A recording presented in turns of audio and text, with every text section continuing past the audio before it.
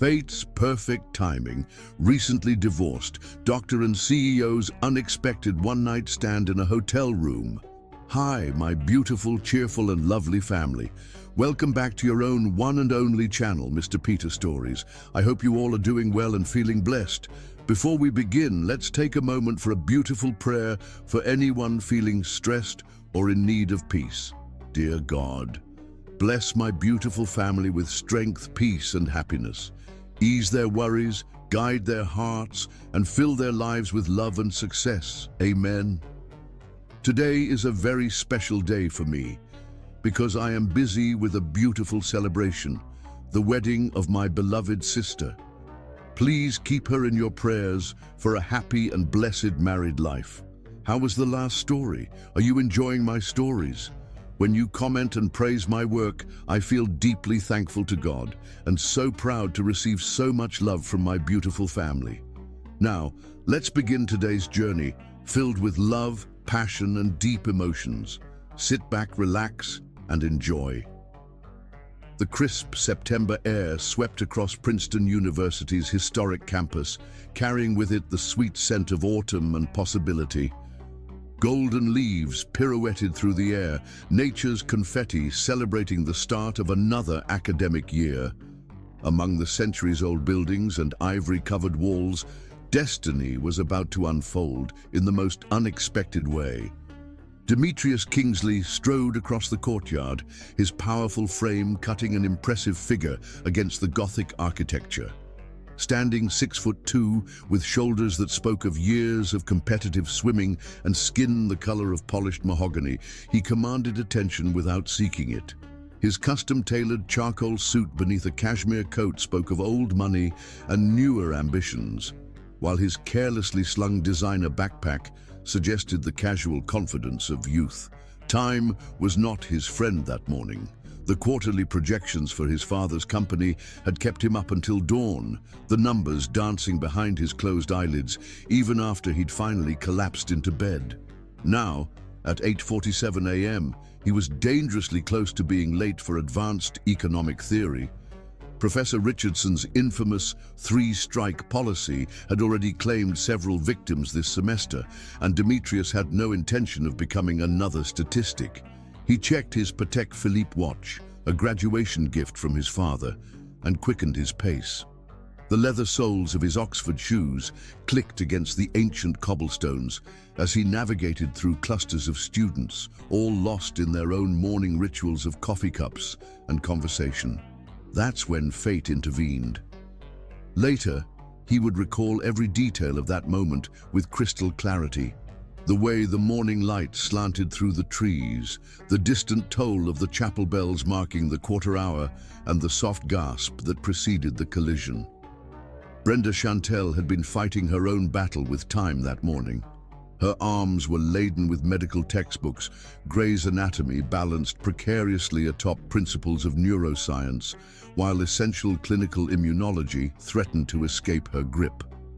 Her natural hair was swept up in an elegant crown of twisted coils, a few rebellious strands framing a face that belonged on magazine covers rather than buried in medical journals.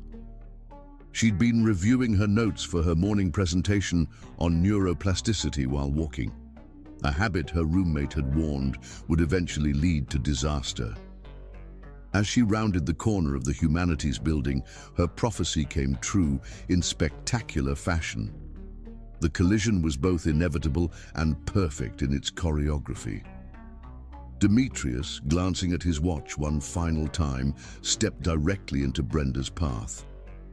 Her books went airborne, pages fluttering like startled birds against the autumn sky. She stumbled, her ballet flats losing purchase on the smooth stones. Demetrius's reflexes, honed by years of competitive sports, kicked in automatically. His arms shot out, catching her waist before she could fall.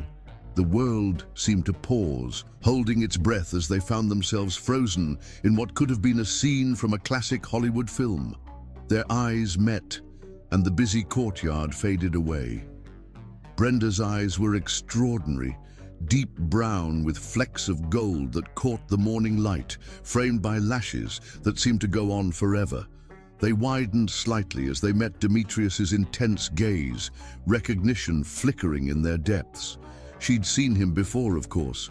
Everyone knew of Demetrius Kingsley, the business prodigy who was already sitting on the board of his father's company while maintaining a perfect GPA. But she'd never been close enough to notice how his eyes, despite their sharp intelligence, held a gentle warmth that his public persona rarely revealed. "I'm so sorry," they said simultaneously, then shared a surprised laugh that broke the spell. Demetrius reluctantly released her waist, immediately missing the warmth of contact. They both knelt to gather the scattered books, their hands brushing as they reached for the same volume. The touch sent an electric current through both of them, causing them to pause once again. "I should have been watching where I was going," Brenda said, her voice carrying a melodic quality that caught Demetrius off guard. "These books have been trying to escape all morning." "The fault is entirely mine," Demetrius replied, picking up Gray's Anatomy and noting the careful annotations in the margins. Her handwriting was elegant yet precise, much like her. "I was too focused on not being late to Professor Richardson's class." "Advanced economic theory?" Brenda asked, accepting the book from him. Their fingers brushed again, and neither rushed to break the contact. "I've heard his lectures are worth running for." "They are," Demetrius smiled, revealing a dimple in his left cheek that had launched countless campus crushes. "Though I'm suddenly finding myself less concerned about punctuality." A slight blush colored Brenda's cheeks, enhancing her natural beauty. She wore minimal makeup, just a hint of lip gloss that caught the light when she smiled. Her simple cream sweater and dark jeans spoke of understated elegance, a confidence that didn't need designer labels to make a statement. "I'm Demetrius," he said, though he suspected she already knew. "Brenda," she replied, tucking one of those rebellious strands behind her ear, "though after this morning's performance, you might know me better as the campus klutz." "I was thinking more along the lines of the girl who made me forget about advanced economic theory," he countered, earning another smile that made his heart skip. The chapel bells chimed 9 times, reminding them both of their commitments. Brenda glanced toward the medical building, then back at Demetrius. "You should probably have coffee with me later," he finished, surprising himself with his boldness. There was something about her that made him want to forget about classes, meetings, and everything else that usually consumed his thoughts. Brenda hesitated, adjusting her grip on the recovered books. "I have a full schedule today, hospital rounds after classes." "Dinner then," Demetrius pressed gently. "I know a place just off campus that serves the best Italian food this side of Venice. Unless..." He paused, suddenly uncertain. "Unless you're seeing someone?" The smile that bloomed across her face was answer enough, but she shook her head anyway. "No, I'm not seeing anyone, and I love Italian food." Demetrius pulled out his phone, trying to contain his excitement as they exchanged numbers. 7 o'clock. 7 sounds perfect, Brenda agreed, her eyes sparkling with anticipation. As they parted ways, both stealing glances over their shoulders, neither could have known they had just begun writing the first page of an epic love story. The autumn breeze carried away their footsteps, but the electricity of their meeting lingered in the air like the last notes of a beautiful symphony. Professor Richardson would mark Demetrius absent that day, but for the first time in his academic career, he couldn't bring himself to care. His mind was filled with golden-flecked brown eyes and a smile that made the morning sun seem dim in comparison. In her neuroanatomy class, Brenda found herself doodling in the margins of her usually pristine notes. Her thoughts kept drifting to strong hands and gentle eyes, to the way her heart had raced at his touch, to the promise of dinner and possibilities. The rest of the day passed in a blur of anticipation. Brenda's roommate, Zara, watched with amusement as she tried on and discarded outfit after outfit, finally settling on a deep burgundy dress that complemented her skin tone perfectly. The dress was elegant, yet comfortable, hitting just above her knees with a neckline that suggested rather than revealed. "I've never seen you this nervous about a date," Zara observed, helping Brenda choose accessories. "And I've known you since freshman year." "This feels different," Brenda admitted, opting for simple pearl earrings, a graduation gift from her grandmother. "He's not what I expected." "You mean he's not the arrogant trust fund kid everyone makes him out to be?" Zara teased, handing her a delicate gold bracelet. "There's depth there," Brenda said thoughtfully, remembering the warmth in his eyes. "And something else. Something I can't quite define yet." At precisely 6:55 p.m., a knock echoed through their apartment. Brenda opened the door to find Demetrius standing there, having changed into a perfectly tailored navy suit that made him look like he'd stepped off a magazine cover. In his hands was a bouquet of white orchids, elegant, unique, and perfectly suited to her taste, though he couldn't have known that. "You look breathtaking," he said softly, drinking in the sight of her. "So do you," she replied, accepting the flowers with a smile that made his heart race all over again. As they walked to his car, a sleek black Mercedes that somehow managed not to seem ostentatious, their hands found each other naturally, fingers intertwining as if they'd done this 1,000 times before. The evening air was cool and clear, stars beginning to peek through the darkening sky. Neither could have known then that this was more than just a first date. This was the beginning of a love story that would span years, weather storms, break hearts, and ultimately prove that true love, like the finest wine, only gets better with time. The autumn leaves continued their dance around them, nature's quiet witnesses to the moment two souls began their journey toward becoming one. And somewhere in the vast universe, destiny smiled, knowing that sometimes the best love stories begin with a collision of books, hearts, and dreams on an ordinary September morning. Ahead of them lay challenges and triumphs, passion and pain, separation and reunion. But for now, there was just this. Two young hearts beating in sync, the promise of Italian food, and the kind of nervous excitement that comes with recognizing that something extraordinary is about to begin. As Demetrius opened the car door for her, their eyes met once again. And in that moment, both felt it. The subtle shift in the universe that happens when two people who are meant to find each other finally do. The night was young, the future was unwritten, and love, in all its mysterious glory, was just beginning to unfold. Chapter 2. The Courtship. Their first date at Vincenzo's set the tone for everything that followed. The intimate Italian restaurant with its flickering candlelight and soft violin music created the perfect backdrop for two souls discovering each other. Demetrius watched in fascination as Brenda's eyes lit up while describing her passion for neuroscience, her hands moving expressively as she explained the intricacies of the human brain. "It's like an infinite universe inside our heads," she explained, her voice filled with wonder. "Every neuron, every connection tells a story, and we're just beginning to understand what those stories mean." Demetrius found himself captivated, not just by her words, but by the passion behind them. Here was someone who saw the world with the same intensity he felt for business strategy. But instead of profit margins, she saw the potential to heal and understand the human mind.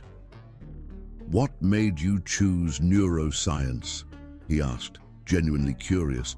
The way she spoke about it made him want to learn everything about her chosen field. Brenda's expression softened, vulnerability flickering across her features. "My grandmother had Alzheimer's," she said quietly. "I watched this brilliant, vibrant woman slowly lose herself. I was 12 when she started forgetting my name. By 14, I decided I wanted to understand why, and maybe someday help prevent other families from going through the same thing. Demetrius reached across the table, taking her hand in his. The gesture was instinctive, born from a desire to comfort and connect. "That's incredible," he said softly. "Most people would have run from that pain.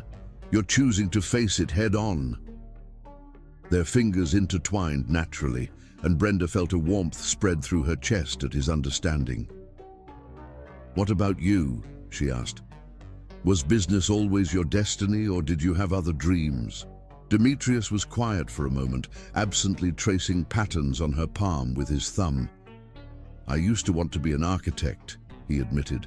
"I loved the idea of creating spaces that could change how people live, work, and interact. But the family business, it's more than just a company. It's my father's legacy, his father's before him. When I was younger, I used to resent that predetermined path. Now I see it as an opportunity to make a difference on a larger scale." The honesty in his voice touched something in Brenda. Here was the real Demetrius Kingsley, not the polished business prodigy everyone talked about, but a young man carrying the weight of generations while trying to forge his own path. That first evening stretched into hours of conversation, each discovery leading to new questions, new insights. When Demetrius finally walked her back to her apartment, neither wanted the night to end. "I have an early class tomorrow," Brenda said reluctantly, standing at her door. "I know," Demetrius replied, still holding her hand, "but I'm already looking forward to seeing you again." Their first kiss was gentle, tentative, a whisper of possibility rather than a declaration. As Demetrius pulled back, he saw his own wonder reflected in Brenda's eyes. They both knew something extraordinary had begun. The weeks that followed were a symphony of shared moments, each one building upon the last.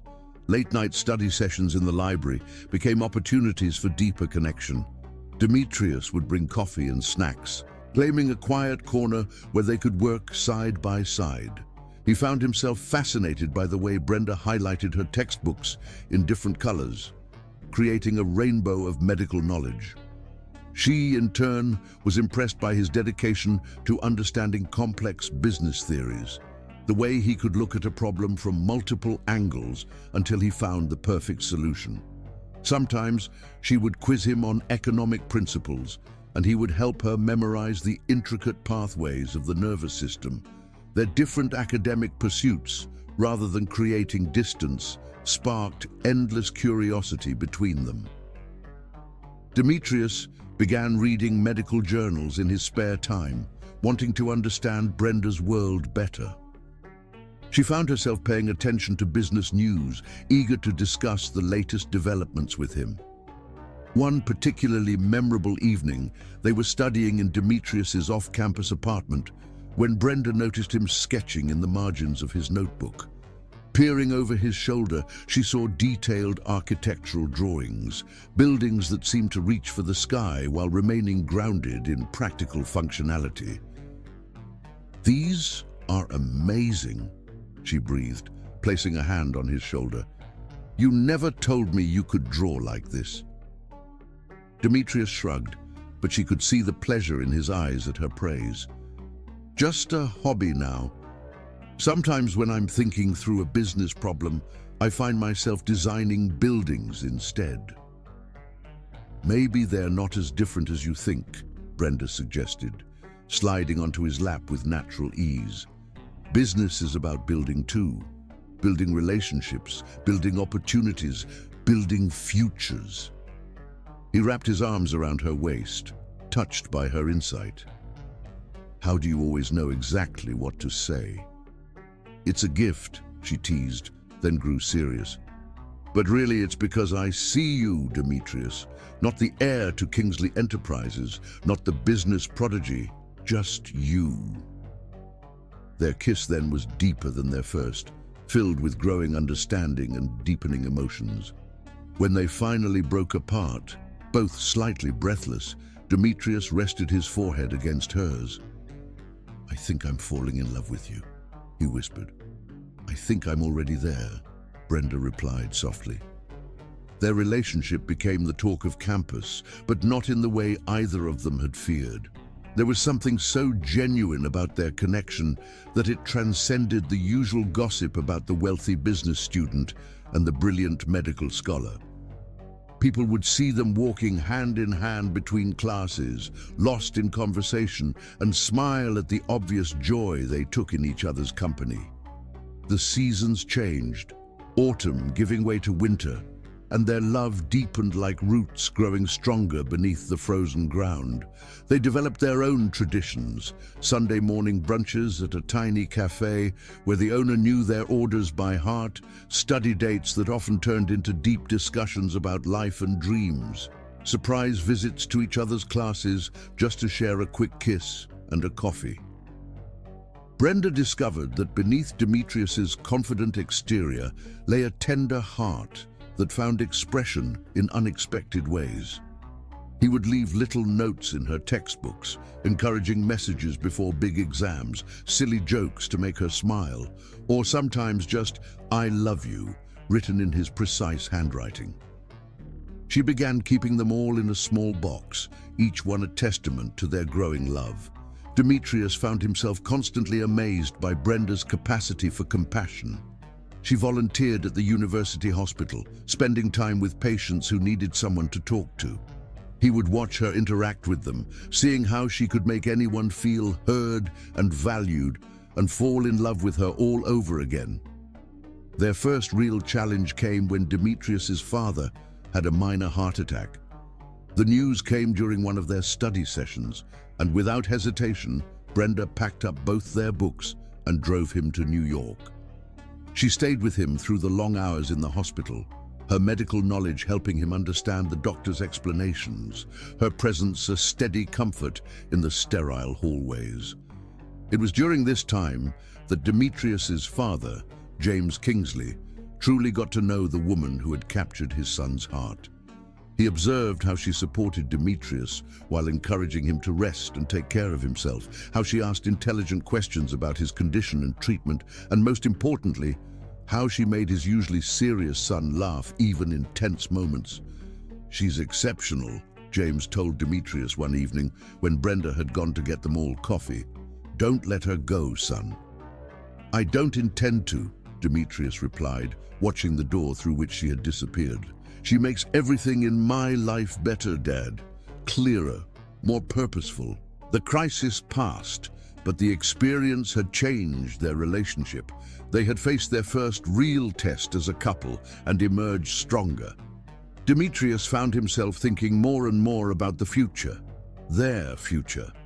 As their junior year progressed, they became known as one of those couples that seemed destined for forever. Their friends joked about wedding plans, and neither Brenda nor Demetrius bothered to deny that marriage was in their future. They had grown together, their individual dreams weaving into a shared vision of what their life could be. They supported each other through the stresses of academic life.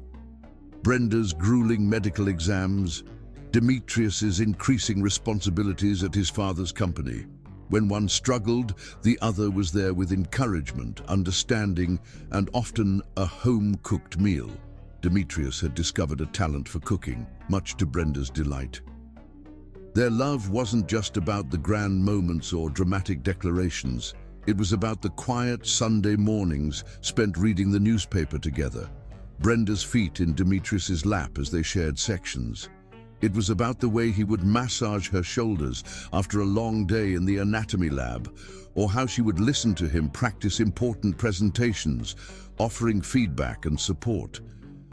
As their senior year approached, they had created a world of their own, one built on mutual respect, deep understanding, and a love that seemed to grow stronger with each passing day. They had learned each other's habits, quirks, and insecurities, accepting and cherishing every aspect of who they were together and apart. Their friends often commented on how they seemed to communicate without words, just a look or a touch conveying volumes. They had developed their own language of love, expressed in small gestures and shared moments that meant everything to them. On a warm spring evening, as they walked through the campus garden where they had shared so many moments, Brenda looked at Demetrius and knew with absolute certainty that this was the man she wanted to spend her life with. He caught her gaze and smiled, the same certainty reflected in his eyes. "What are you thinking about?" he asked, pulling her closer as they walked. "Us," she replied simply. "How far we've come since that morning when I nearly knocked you over with my books." "Best collision of my life," he chuckled, kissing her temple. "Though I still maintain it was my fault." "Maybe it was fate's fault," Brenda suggested. "It knew exactly what it was doing." As they continued their walk, the setting sun painting the sky in shades of pink and gold, both felt the profound rightness of their connection. Their courtship had been more than just a romance. It had been a meeting of minds, a joining of souls, and the beginning of a love story that would face both triumph and tribulation in the years to come. Neither could have known then the challenges that lay ahead. But in that moment, secure in their love and shared dreams, they were exactly where they were meant to be. Their courtship had laid a foundation strong enough to weather any storm, built on trust, understanding, and a love that would prove both their greatest joy and their greatest test. Chapter 3. Young Love's Promise. The morning of graduation dawned with perfect clarity, the kind of spring day that seemed crafted specifically for new beginnings. The ancient oak trees that had witnessed countless commencements spread their newly green canopy over Princeton's campus, their leaves whispering promises of future possibilities. Brenda stood before her mirror in her apartment, adjusting the graduation robe that hung perfectly over her dress. The deep blue silk dress had been a gift from Demetrius, who claimed its color reminded him of the evening sky just before stars appeared. Her natural hair was styled in an elegant updo, adorned with small pearl pins that had belonged to her grandmother. "You look beautiful, baby girl," her mother Diana said from the doorway. She moved forward to adjust Brenda's graduation cap, though it was already perfectly placed. The gesture was more about touching her daughter, reassuring herself that this moment was real. "Thanks, Mom," Brenda smiled, catching her mother's hand and squeezing it. "I still can't believe we're here." Diana's eyes glistened with unshed tears. "Your father would have been so proud," she whispered, referring to the man who had passed away when Brenda was just 16. "Top of your class, accepted to Johns Hopkins Medical School. You've exceeded every dream we had for you." Brenda turned and hugged her mother tightly, careful not to disturb either of their outfits. "He's here with us," she said softly. "I felt him every step of the way." A knock at the door interrupted their emotional moment. Zara, Brenda's roommate and closest friend, poked her head in. "Sorry to interrupt, but there's a delivery for you, Bren." The delivery turned out to be a stunning bouquet of white orchids, Demetrius's signature flower for her, accompanied by a handwritten note. Brenda's heart fluttered as she opened it, recognizing his elegant handwriting. "My dearest Brenda, today marks the end of one chapter and the beginning of another. As I think about all we've achieved and all that lies ahead, I'm filled with gratitude for that fateful collision that brought you into my life. You've made every day since then brighter, every challenge more manageable, every success more meaningful. I can't wait to see you walk across that stage today, though I suspect my eyes will only be on you for the entire ceremony anyway. All my love, Demetrius." Across campus, in his own apartment, Demetrius was also preparing for the day. His custom-tailored black suit fit perfectly beneath his graduation robe, and the small velvet box in his pocket seemed to carry the weight of his entire future. He had planned everything meticulously, the timing, the location, the words he would say, yet his heart raced every time he thought about what he was about to do. "Nervous?"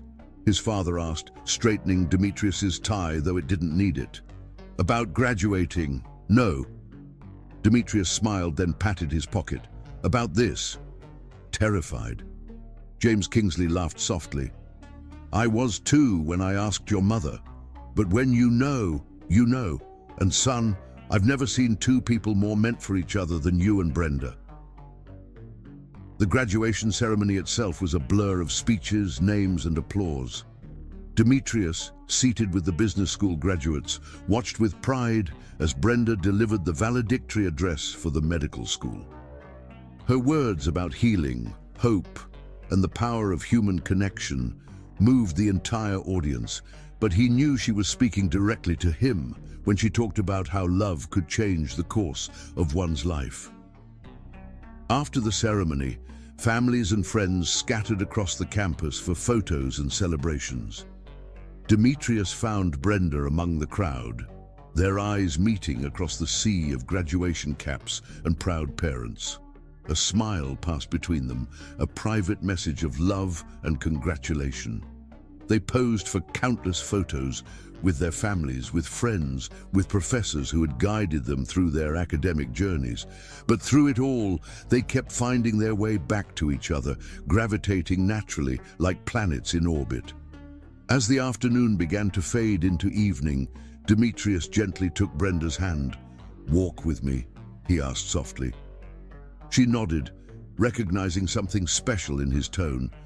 He led her away from the crowds, toward their oak tree, the one where they had shared their first kiss, where they had studied countless afternoons, where they had sheltered from both rain and sun throughout their college years.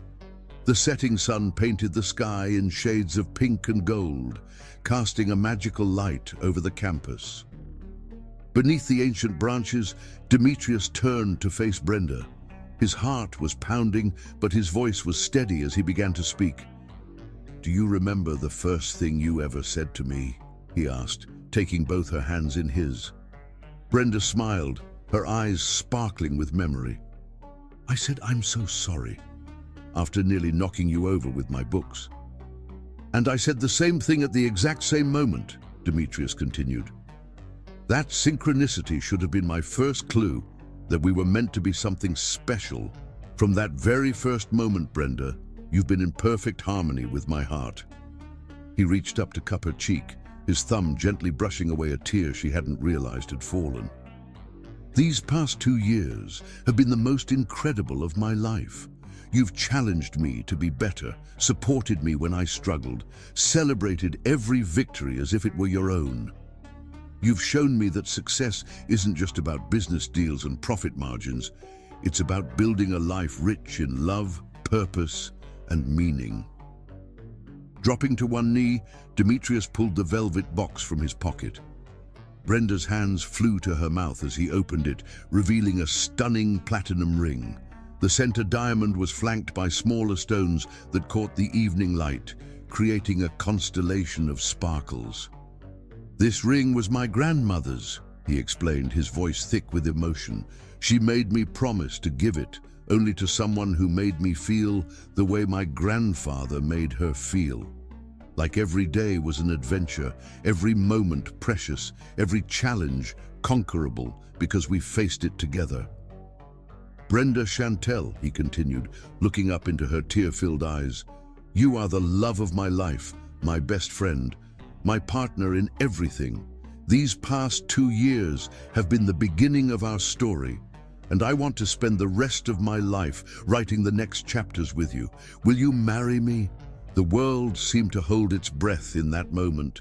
The evening breeze stilled, the distant sounds of celebration faded, and time itself seemed to pause, waiting for her answer. "Yes," Brenda whispered, then louder, "Yes, yes, 1,000 times yes." Demetrius slipped the ring onto her finger with slightly trembling hands, then stood to pull her into a passionate kiss. Their classmates, who had been hiding nearby at Demetrius's request, burst into applause and cheers. Cameras flashed, capturing the moment for posterity. When they finally broke apart, both laughing and crying, their families emerged from their hiding spots as well. Diana hugged them both, tears streaming down her face. James Kingsley beamed with pride, and even Demetrius's normally reserved mother was openly emotional. "The ring fits perfectly," Brenda marveled, looking at how it caught the last rays of sunlight. "I may have had some help with that," Zara admitted, grinning. "Someone had to make sure it would be perfect." The evening transformed into an impromptu engagement celebration. Their favorite restaurant, Vincenzo's, had been reserved in advance, another part of Demetrius's careful planning. The intimate Italian restaurant where they had shared their first date now hosted their first celebration as an engaged couple. Over pasta and wine, surrounded by their closest family and friends, they shared their hopes and dreams for the future. Brenda's upcoming medical residency at Johns Hopkins, Demetrius's plans to expand the family business into new markets while maintaining their commitment to ethical business practices, their shared vision of a life built on love, mutual support, and dedication to making the world a better place. Later that night, after the celebrations had wound down, they found themselves back beneath their oak tree. The campus was quiet now, the excitement of graduation day having given way to peaceful stillness. Stars twinkled overhead, nature's diamonds competing with the sparkle of Brenda's engagement ring. "I can't believe this is real," Brenda said softly, leaning back against Demetrius's chest as they sat on their favorite bench. "The graduation, the proposal, all of it feels like a dream." "The best kind of dream," Demetrius murmured, kissing her temple. "The kind that comes true." They sat in comfortable silence for a while, both lost in thoughts of the future they would build together. The challenges they would face seemed insignificant in that moment, overshadowed by the strength of their love and their commitment to each other. "Did you ever imagine that first day when I nearly knocked you over that we'd end up here?" Brenda asked, turning to look up at him. Demetrius smiled, remembering the moment with perfect clarity. "Actually, I did," he admitted. "Not the specifics, but I knew the moment I looked into your eyes that my life had changed forever. There was something about you, something that called to my soul in a way I'd never experienced before." "And now we have forever," Brenda whispered, reaching up to trace his jawline with gentle fingers. "Forever," Demetrius agreed, capturing her hand and kissing her palm. "Though even that doesn't seem like enough time to love you the way you deserve to be loved."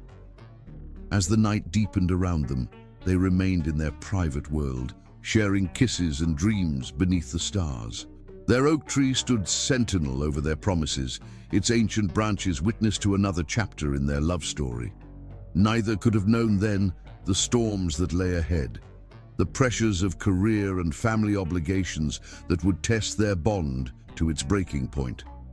But in that moment, secure in their love and shared dreams, they were exactly where they were meant to be.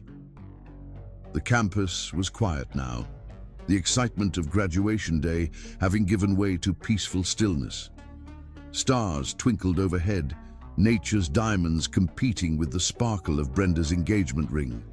The future stretched before them like an unwritten book, its pages blank but promising, waiting to be filled with their story. As they finally walked back to Demetrius's car, hand in hand beneath the starlit sky, they carried with them not just the joy of their engagement, but the weight of all their promises to love, to support, to cherish, to build a life worthy of the love they shared.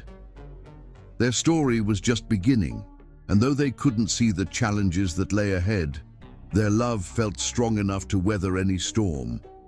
The oak tree watched them go, its leaves rustling in the night breeze, keeping safe the memories of this perfect day.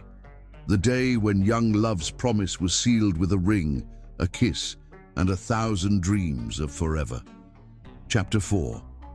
The Wedding. The September morning dawned clear and crisp, as if nature itself had conspired to create the perfect day for a wedding. New York's St. Patrick's Cathedral stood majestic against the blue sky, its Gothic spires reaching heavenward like prayers made of stone. Inside, the ancient walls hummed with activity as florists transformed the already beautiful space into something magical. White orchids and roses cascaded from every arch, their delicate perfume mixing with the lingering scent of incense.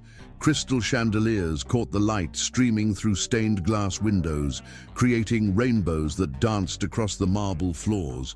It was a setting worthy of a fairy tale, which seemed appropriate for a love story like theirs. In a private suite at the Plaza Hotel, Brenda sat before a mirror as her makeup artist put the finishing touches on her look. The wedding dress, a custom Vera Wang creation, hung nearby like a work of art. Its silk and lace seemed to capture and hold the morning light, the intricate beadwork creating constellations across the bodice.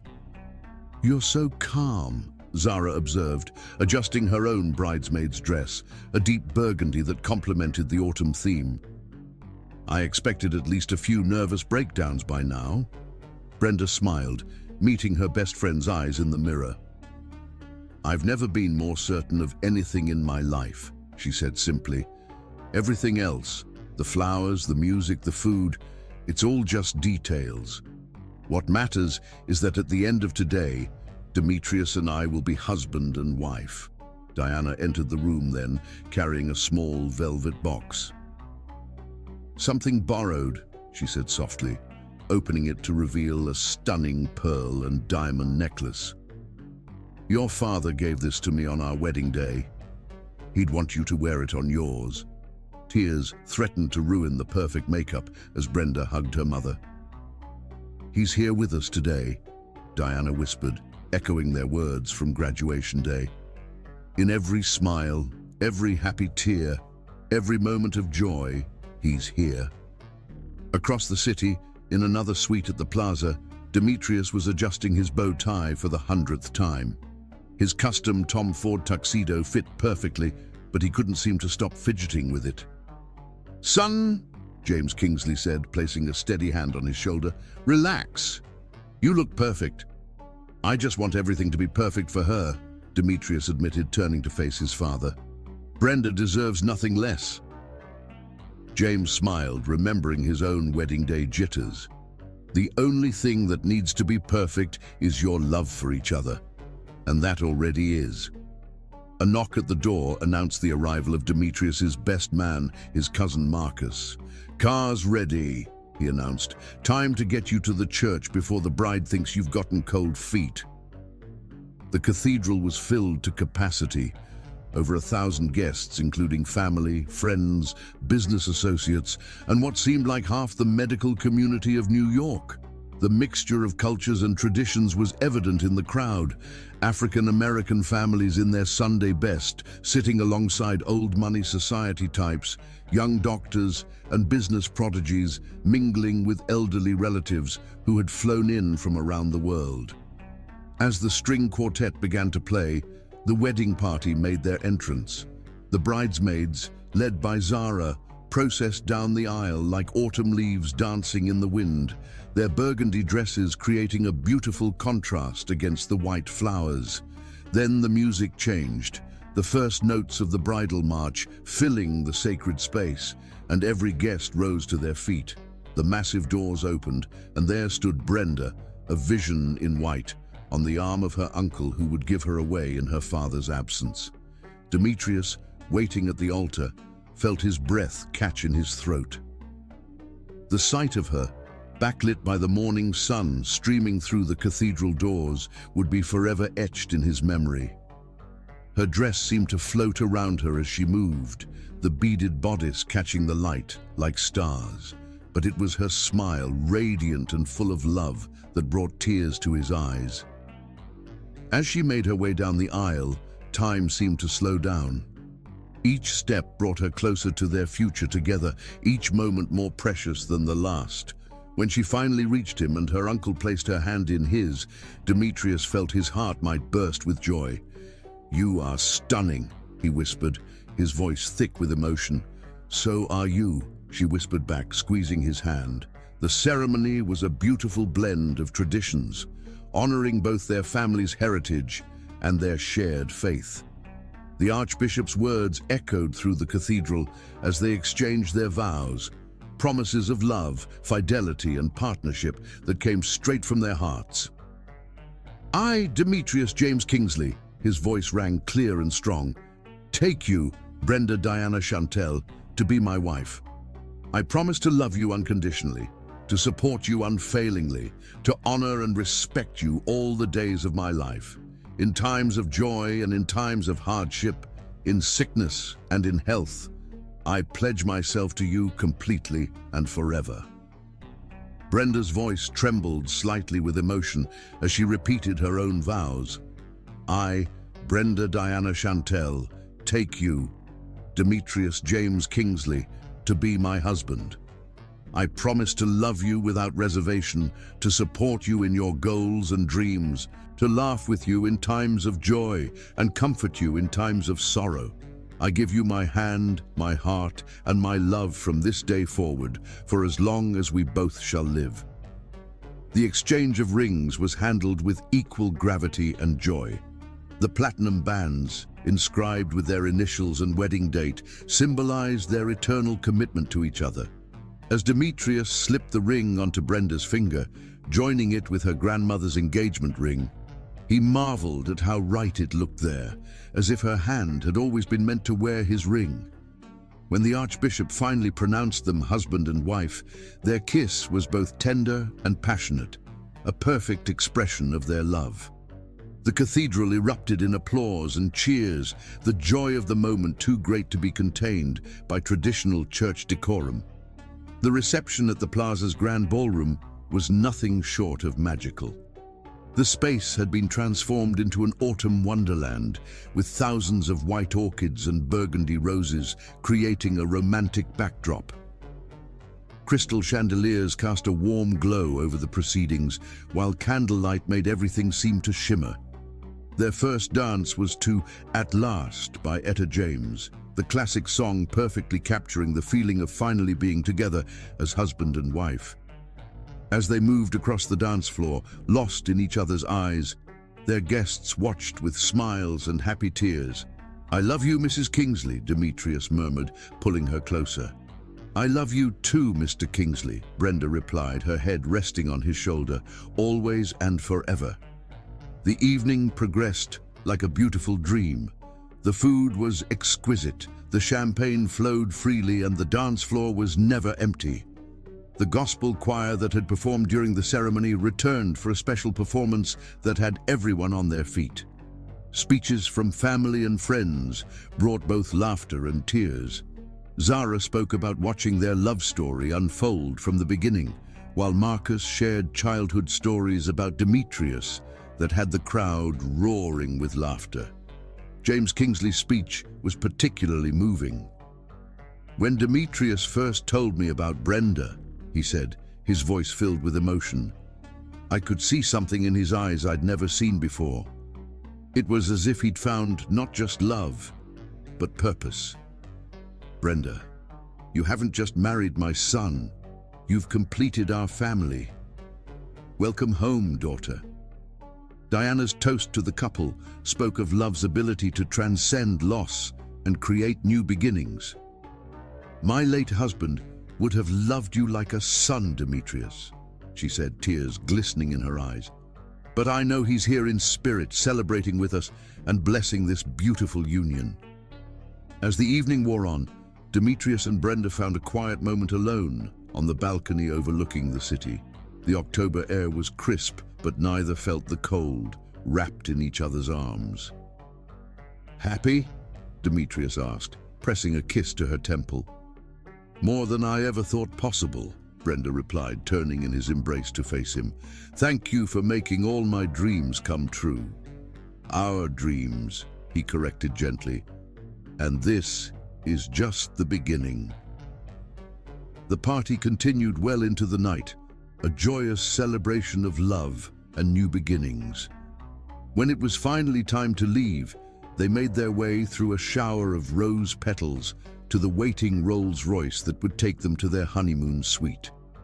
As they drove through the city streets, now quiet in the early morning hours, Brenda and Demetrius held each other close, both reflecting on the perfect day and dreaming of their future together. They were young, in love, and the world seemed full of endless possibilities. The next morning, they would leave for their honeymoon. 2 weeks in the Maldives, where they would have nothing to do but enjoy each other's company and begin their life as husband and wife. But for now, in the quiet of their wedding night, they were content to simply be together, reveling in the knowledge that they had promised themselves to each other forever. Their wedding day had been everything they'd dreamed of and more, a perfect beginning to what they were sure would be a perfect life together. If they could have seen the challenges that lay ahead, would they have done anything differently? Perhaps not, for true love isn't about avoiding storms, it's about weathering them together. For now, though, there were only sweet dreams and tender promises, passionate kisses and gentle touches as they began their journey as husband and wife. Their love story, which had begun with a chance collision on a college campus, had reached a new chapter, and they were ready to face whatever the future might hold, together. Chapter 5. The Descent. The beginning of the end started so subtly that neither of them noticed at first. Life in their penthouse apartment overlooking Central Park continued as it had during their first blissful year of marriage, filled with morning kisses, shared dreams, and plans for the future. Brenda was thriving in her residency at New York Presbyterian, while Demetrius continued to expand Kingsley Enterprises under his father's proud guidance. The first crack appeared on an ordinary Tuesday evening. Brenda had prepared a special dinner to celebrate completing her first year of residency, but Demetrius's chair remained empty as the candles burned lower and the carefully prepared food grew cold. When he finally arrived home at nearly midnight, his apology was sincere, his kiss tender, but something had shifted, a barely perceptible change in the atmosphere of their home. "I'm so sorry, love," he said, loosening his tie as Brenda reheated his plate. "The Beijing deal is more complicated than we anticipated, and the time difference means these calls have to happen late." Brenda smiled, though it didn't quite reach her eyes. "I understand. There will be other celebrations." But there were other celebrations missed, other dinners that grew cold, other moments that slipped away in the name of business. Still, they adapted, as strong couples do. Brenda learned to cook meals that could be easily reheated, and Demetrius made an effort to call when he knew he'd be late. Then came the night that changed everything. It was a rainy Thursday in March when the call came. Demetrius was in a board meeting when his secretary interrupted with news that would alter the course of their lives. James Kingsley had suffered a massive heart attack in his office. Brenda was the one who answered Demetrius's frantic call, who met him at the hospital, who held his hand as they waited for news. Her medical training allowed her to understand the gravity of the situation even before the doctors delivered their somber verdict. James Kingsley was gone. The following days were a blur of funeral arrangements, press releases, and business contingencies. Demetrius moved through it all like a man underwater, his grief evident only in the tight set of his jaw and the shadows under his eyes. Brenda was his anchor, handling what she could and supporting him through what she couldn't. The funeral was a grand affair, befitting a man of James Kingsley's stature. Business leaders from around the world flew in to pay their respects, and the business press covered it extensively. Through it all, Demetrius maintained the composed demeanor expected of the new CEO of Kingsley Enterprises, but Brenda could feel him trembling when they held hands. It was only later that night, in the privacy of their home, that Demetrius finally broke down. Brenda held him as he sobbed, his grief raw and overwhelming. "I don't know if I'm ready," he confessed into her shoulder. "Dad had 20 more years of experience, of connections, of knowledge. How can I possibly fill his shoes?" "You don't have to fill his shoes," Brenda said softly, stroking his back. "You just have to walk your own path. And you're not alone. I'm right here with you. But the reality of running a global corporation at 30 began to take its toll. The Beijing deal that had been complicated under James's leadership became a crucial test of Demetrius's ability to lead. Board members who had known him since childhood now watched his every move with scrutiny, some hoping for success, others perhaps waiting for failure. Demetrius began working longer hours, his father's office becoming more familiar than his own home. Brenda supported him as best she could, but her own career demands as a resident neurosurgeon left little flexibility. Their once frequent dinners together became rare occasions, their passionate lovemaking reduced to quick moments between exhausted sleep and early morning alarms. The subtle changes became more pronounced. Demetrius started keeping a change of clothes at the office, sometimes not coming home for days when major deals were in negotiations. Brenda's attempts to discuss their drifting relationship were met with distracted nods and promises to talk about it later, a later that never seemed to come. Their 5th wedding anniversary passed with only a rushed breakfast and exchanged gifts. Demetrius had his assistant order flowers and a beautiful necklace, while Brenda's carefully planned surprise dinner sat untouched in their refrigerator. He had to fly to London for an emergency board meeting, and she was called in for an unexpected surgery. The distance between them grew not in dramatic fights or bitter arguments, but in the accumulation of small moments missed, connections left unmade, touches that never happened.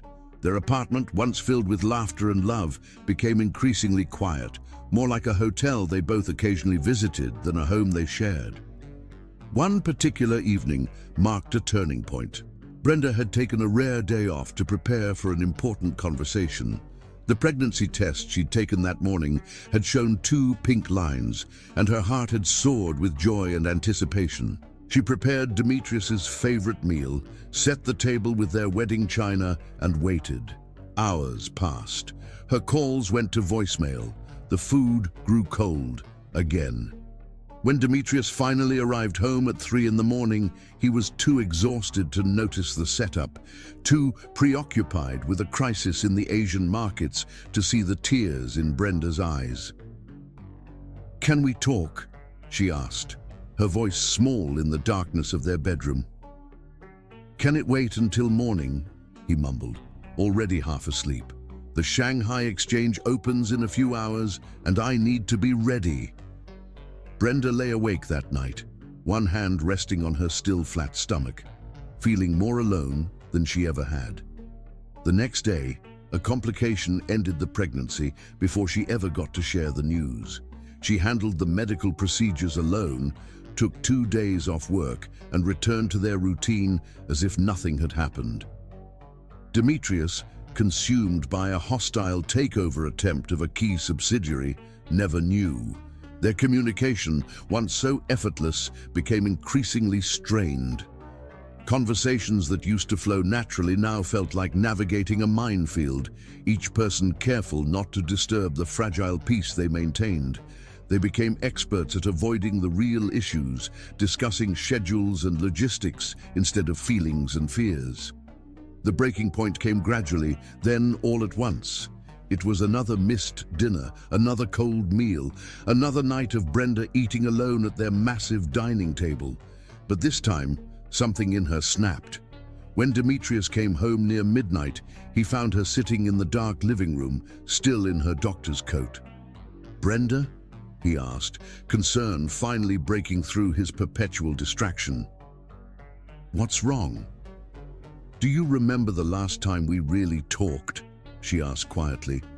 "Not about schedules or business or hospital shifts, but really talked about us, about our dreams, about anything that matters." Demetrius opened his mouth to respond, then closed it. The silence was answer enough. "I lost our baby," she said finally, her voice breaking. 2 months ago. I was going to tell you the night you had to fly to London. I waited up all night with dinner ready and joy in my heart, and you never came home. I lost our baby, and I went through it alone, And you never even knew because you're never really here anymore.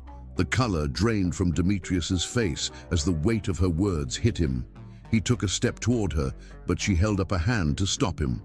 I understand that you're carrying the weight of your father's legacy, she continued. I understand that the company needs you, but I need you too, Demetrius. We need you, and you haven't been here, not really, for a long time. Why didn't you tell me? He whispered, his voice hoarse. Tell you when? She asked, tears finally falling. Between board meetings, during your 3-minute coffee breaks, in the 5 minutes between when you fall into bed and when you're asleep. When exactly was I supposed to tell you that we created a life and I lost it, all while you were building your empire? The silence that followed was deafening. They stared at each other across the room, the distance between them suddenly seeming vast and unbridgeable. All the missed moments, the unspoken words, the gradually growing apart, it all crystallized in that moment. We can fix this, Demetrius said finally, desperation in his voice. I'll cut back on work, delegate more, make time. Can we? Brenda interrupted softly. Look me in the eyes and tell me that you can step back from the company right now when you're in the middle of 3 major acquisitions and expanding into new markets. Tell me you can do that without resenting me for making you choose. He couldn't answer, and they both knew why. The company needed him. Hundreds of employees depended on his leadership. Thousands of shareholders watched every move. His father's legacy hung in the balance. I think, Brenda said, her voice trembling but determined, we need to consider that maybe loving each other isn't enough if we can't actually be present in that love. The words hung in the air between them, heavy with truth and pain. That night, Brenda slept in the guest room for the first time in their marriage. The next morning, she called a divorce attorney. The following weeks were a blur of painful conversations and painful silences. They tried counseling, but their schedules made it nearly impossible to attend sessions together. They tried setting boundaries around work hours, but emergencies and urgent deals always seemed to break them. Finally, sitting in their living room with their respective lawyers, they agreed that ending their marriage while they still loved each other was better than letting it dissolve into bitterness and resentment. The papers were drawn up, assets were divided. Brenda refused anything more than what she'd brought into the marriage, despite Demetrius's protests, and their love story seemed to be ending. The day they signed the papers, both their hands trembled. The judge asked if they were sure, giving them one last chance to reconsider. They looked at each other then, both remembering the young couple who had fallen in love over textbooks and coffee, who had promised forever under an oak tree, who had danced their first dance as husband and wife with such hope in their hearts. Yes, they said in unison, their voices breaking on that single syllable. Afterward, they shared one last embrace in the courthouse corridor. Demetrius breathed in the familiar scent of her perfume, and Brenda memorized the feeling of his arms around her. When they finally let go, both their faces were wet with tears. I'll always love you, Demetrius whispered. I'll always love you too, Brenda replied. But sometimes love isn't enough. They parted ways there, each heading to their separate careers, their separate lives. The descent from perfect love to painful separation was complete, though neither's heart had truly let go. They didn't know then that fate wasn't finished with their story, that sometimes the end is really just another beginning in disguise. Chapter 6. The Breaking Point. The Manhattan family court building stood imposing against the gray October sky, its stone facade as cold and impersonal as the proceedings that took place within its walls. Brenda sat in her car for several long minutes, watching raindrops trace paths down the windshield and trying to steady her trembling hands. Today was the day they would officially end their marriage. She caught her reflection in the rearview mirror, the dark circles under her eyes, barely concealed by makeup, her natural hair pulled back in a simple but elegant style. The navy blue suit she wore was new. She couldn't bear to wear anything from her life with Demetrius today. Across town, Demetrius was having a similar moment of hesitation in his office at Kingsley Enterprises. The divorce papers sat on his desk, waiting for his final signature. He'd read them so many times he had memorized every word, every legal phrase that would dismantle the life they had built together. His assistant's voice came through the intercom. "Mr. Kingsley, your lawyer called. They're waiting at the courthouse." Demetrius closed his eyes, memories washing over him, their first meeting, their wedding day, countless small moments of joy and love that now felt like scenes from someone else's life. The weight of his father's watch on his wrist seemed heavier today, a reminder of all he had lost and all he was trying to preserve. The drive to the courthouse was a blur. His driver, James, no relation to his father, but the shared name always brought a pang, kept glancing at him in the rearview mirror with concern. Demetrius realized he hadn't spoken a word since leaving the office. They arrived at the courthouse just as Brenda was climbing the steps. Even now, the sight of her made his heart skip a beat. She paused when she saw him, and for a moment they just looked at each other across the rain-washed plaza. Their lawyers flanked them as they walked into the building, a strange sort of honor guard for the death of their marriage. The courthouse was busy, full of other people's dramas and legal battles, but Demetrius and Brenda moved through it all in their own bubble of quiet grief. The administrative procedures seemed simultaneously endless and too quick. Each signature, each initialed page, brought them closer to the end. Their lawyers, Sharon Thompson for Brenda and Michael Richardson for Demetrius, handled most of the talking, their voices a professional monotone as they went through the final details. "Mrs. Kingsley has declined any claim to the business assets," Sharon was saying, "and wishes to revert to her maiden name, Chantel." The sound of Brenda giving up his name hit Demetrius like a physical blow. He remembered how proud he'd been the first time he'd heard someone call her Mrs. Kingsley, how natural it had sounded, how right. "Mr. Kingsley has arranged for Ms. Chantel to retain the apartment on Central Park West," Michael added, "though she has repeatedly declined." "I have my own place now," Brenda said quietly, her first words since they'd entered the building. "I don't need anything from the marriage except closure." Their eyes met across the conference table, and suddenly they were both back in their kitchen on that last night, the night when all the unspoken things had finally been said. The night when they'd both realized that sometimes love isn't enough to keep two people together when life pulls them in different directions. The judge's chamber was smaller than they'd expected, more intimate, which somehow made it worse. Judge Patricia Martinez had been handling divorce cases for 20 years, but something about this couple made her pause. There was none of the usual anger or bitterness she typically saw. Instead, there was a palpable sense of loss, of love not dead, but sacrificed. "Before we proceed," Judge Martinez said, looking at them over her reading glasses, "I need to ask, are you both certain this is what you want? The law requires me to confirm that this decision is being made freely and without coercion, but I'm also asking as someone who has seen thousands of couples sit where you're sitting now." The silence that followed her question seemed to stretch forever. Brenda looked at Demetrius, really looked at him, seeing the strain of the past year etched in lines that hadn't been there when they'd married. He'd lost weight, and the shadows under his eyes matched her own. Demetrius met her gaze, seeing the woman he'd fallen in love with that autumn morning on campus, the brilliant medical student who'd become a gifted surgeon, the wife who'd supported him through his father's death, only to lose him to the very legacy he was trying to preserve. "Your Honor," Brenda began, her voice soft but steady, "sometimes the kindest thing you can do for someone you love is to let them go.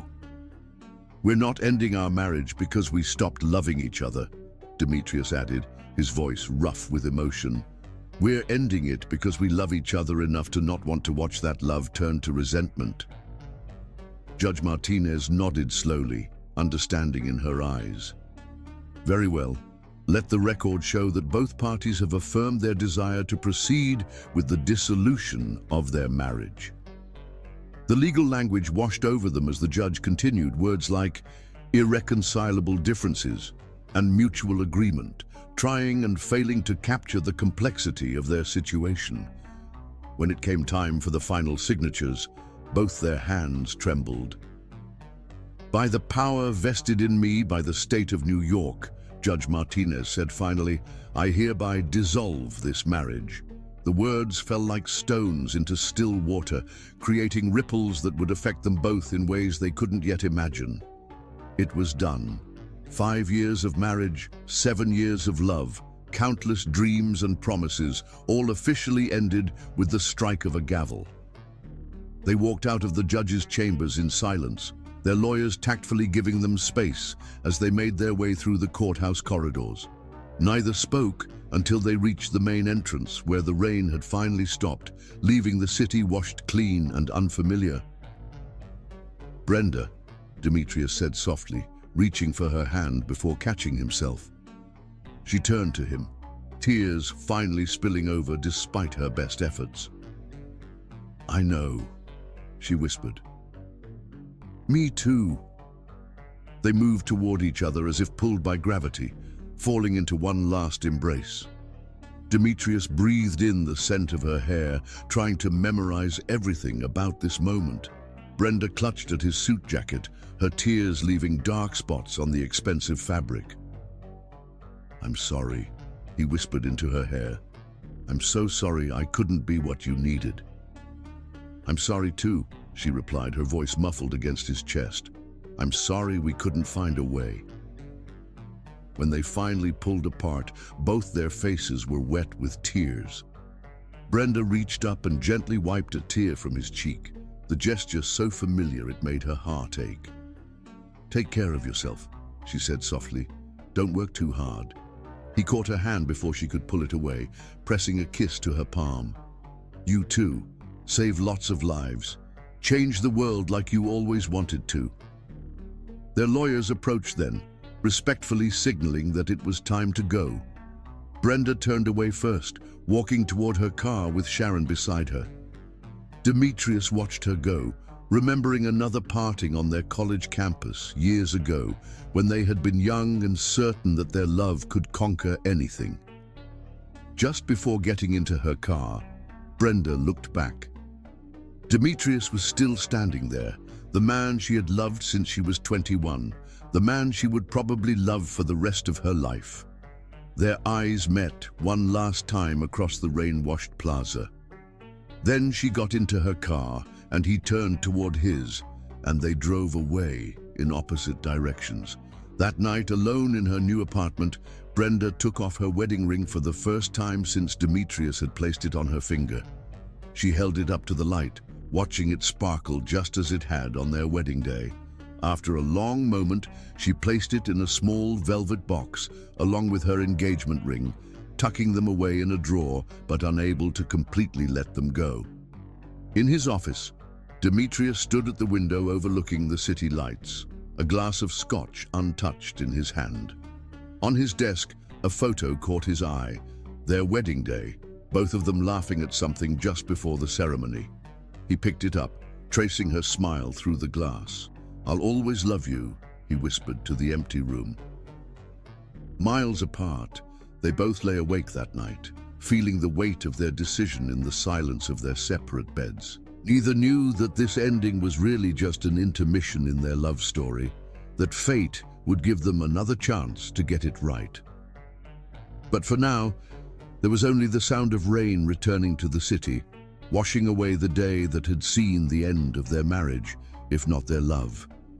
The breaking point had come and gone, leaving them both broken but still standing, still breathing, still holding on to the love they shared, even as they let each other go. They had promised, till death do us part, but sometimes life has other plans. Sometimes love has to take a longer, harder road to find its way home. As they finally drifted off to sleep in their separate homes, neither could have known that their story wasn't over. It was just waiting for the right moment to begin again. Chapter 7. Separate Lives. Time moves differently when you're learning to live without someone you love. For Brenda and Demetrius, the months following their divorce felt both endless and fleeting. Each day, a new lesson in how to exist in a world that no longer contained their shared life.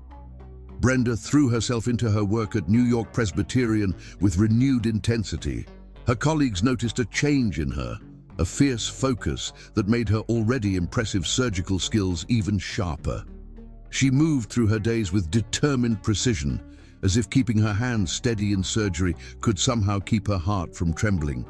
Her new apartment in Brooklyn was everything her home with Demetrius wasn't. Small, cozy, filled with warm colors and soft textures. She'd furnished it entirely with pieces they'd never shared, creating a space that was completely her own. Yet sometimes, in the quiet of evening, she would find herself reaching for a second coffee mug or turning to share a thought with someone who wasn't there. The only trace of her previous life was a small box hidden in her bedside drawer containing her wedding and engagement rings and a single photo from their wedding day. She never opened it, but knowing it was there brought both comfort and pain. Across the city, Demetrius immersed himself in expanding Kingsley Enterprises. Under his leadership, the company grew rapidly, acquiring new subsidiaries and entering markets his father had only dreamed of reaching.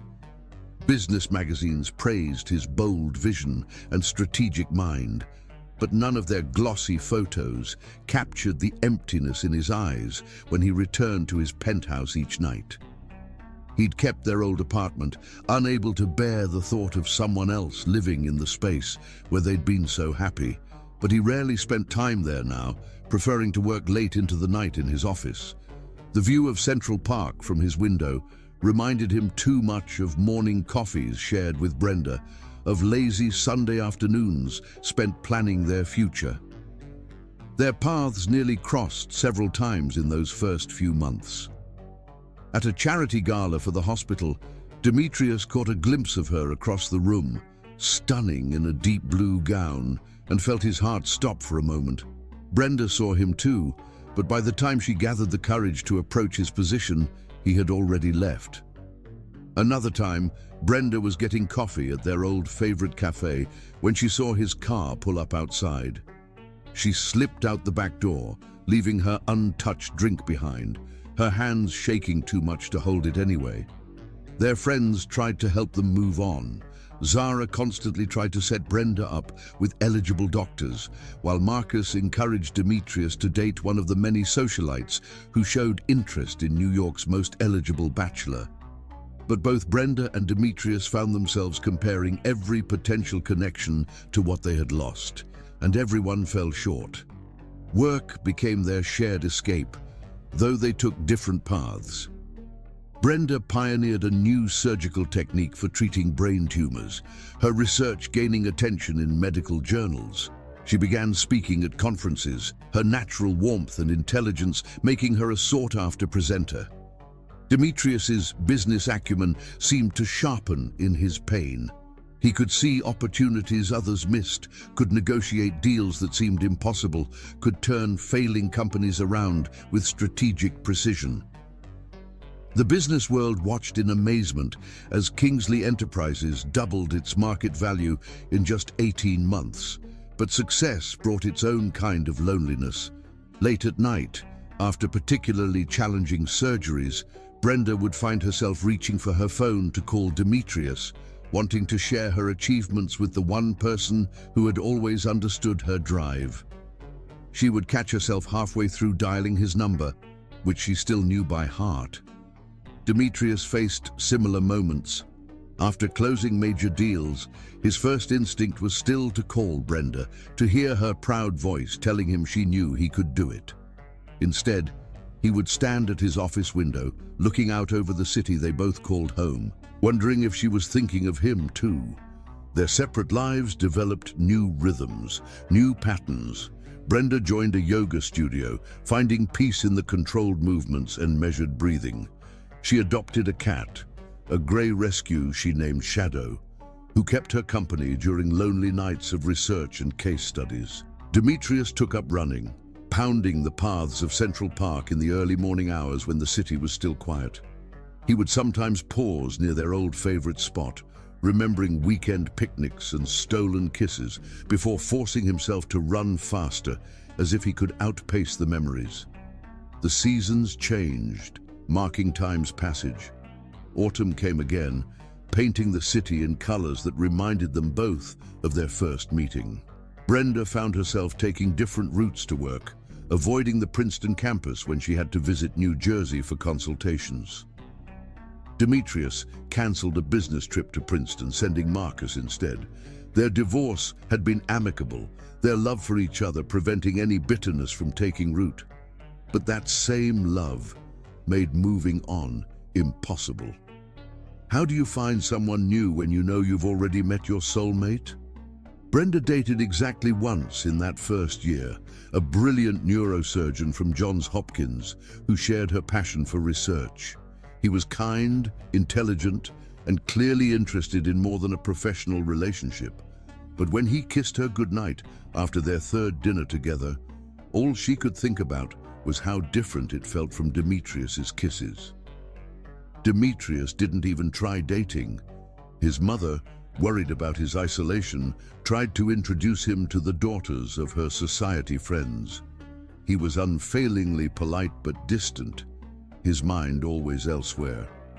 How could he explain that his heart was still living in Brooklyn, working impossible hours at New York Presbyterian? They both developed new habits to avoid accidental meetings. Brenda started shopping at different stores, trying new restaurants, creating a geography of the city that wouldn't remind her of their shared past. Demetrius did the same, though sometimes he would deliberately walk past places they used to love, touching the pain of missing her, like pressing on a bruise to make sure it still hurt. Their friends noticed how they both checked their phones whenever the other was mentioned, how they both kept track of each other's achievements through mutual acquaintances. Zara would casually mention Demetrius's latest business success to Brenda, watching how her friend's eyes would light up with pride before dimming with remembered loss. Marcus would tell Demetrius about Brenda's groundbreaking research, seeing how his cousin would smile softly before retreating into his work. The hardest moments were the holidays. Their first Christmas apart, Brenda volunteered for extra shifts at the hospital, throwing herself into helping others to avoid thinking about the traditions they'd created together. Demetrius spent the holiday in London, closing a deal that could have waited until January, both of them finding different ways to hide from their memories. Their wedding anniversary passed unmarked but not unfelt. Brenda performed 3 surgeries that day, her hands steady even as her heart trembled. Demetrius sat through 8 meetings, his voice never wavering, though his thoughts kept drifting to a sunny day in St. Patrick's Cathedral. Spring came again, bringing with it a sense of renewal that seemed to mock their continued separation. The city bloomed around them, but they remained in their separate orbits, 2 planets that had broken free of their shared gravity, but couldn't quite escape each other's pull. Brenda's mother visited, worried about her daughter's increasing focus on work. "Healing others is important," Diana told her over dinner in her cozy Brooklyn apartment, "but don't forget to heal yourself." "I'm fine, Mom," Brenda insisted, though they both knew it wasn't true. "I'm doing important work, making a difference." "You and Demetrius both," Diana observed gently. "I saw his picture in the Times business section. He looks tired." Brenda had seen the same photo, but wouldn't admit to keeping track of his press coverage. "He's building his father's legacy," she said softly. "It's what he needs to do." Their lives continued in parallel, each achieving remarkable success in their chosen fields while carrying the quiet ache of their shared loss. They were both living proof that you can function perfectly well with a broken heart, can even thrive in your chosen profession while nursing a soul-deep wound. Then came the invitation that would change everything. A charity gala supporting medical research hosted by Kingsley Enterprises in partnership with New York's major hospitals. As head of neurosurgery research, Brenda couldn't decline. As CEO of the hosting company, Demetrius had to attend. Neither knew that fate was about to intervene, that their carefully constructed separate lives were about to collide once again. All they knew was the familiar flutter of anticipation and fear at the thought of seeing each other again, of being in the same room, breathing the same air. The night of the gala approached, carrying with it the possibility of reunion, of reconciliation, of reopening wounds that had never really healed. Their separate lives had brought them success, recognition, and achievement, but not happiness. Not the kind of deep, soul-satisfying joy they had known together. As they prepared for the event in their separate homes, both Brenda and Demetrius felt the weight of possibility settling around them. Neither could have known that this gala would be more than just another charity event. It would be the beginning of their next chapter. For now, though, they remained apart, each carrying the other in their heart like a secret too precious to share, too painful to forget. Their separate lives had become a kind of holding pattern, waiting for something to change, for some sign that their story wasn't over. That sign was coming, though they didn't know it yet. Sometimes the hardest part of a love story is the middle, the part where the lovers have lost their way, but haven't yet found their way back to each other. Brenda and Demetrius were living in that middle space, their hearts beating in sync across the city that had witnessed both their joy and their pain. Their separate lives had taught them many things, about strength, about resilience, about the ability to function while carrying an ocean of loss inside. But the most important lesson was still to come. Sometimes love takes the longest route home, but it always finds its way back to where it belongs. Chapter 8, The Reunion.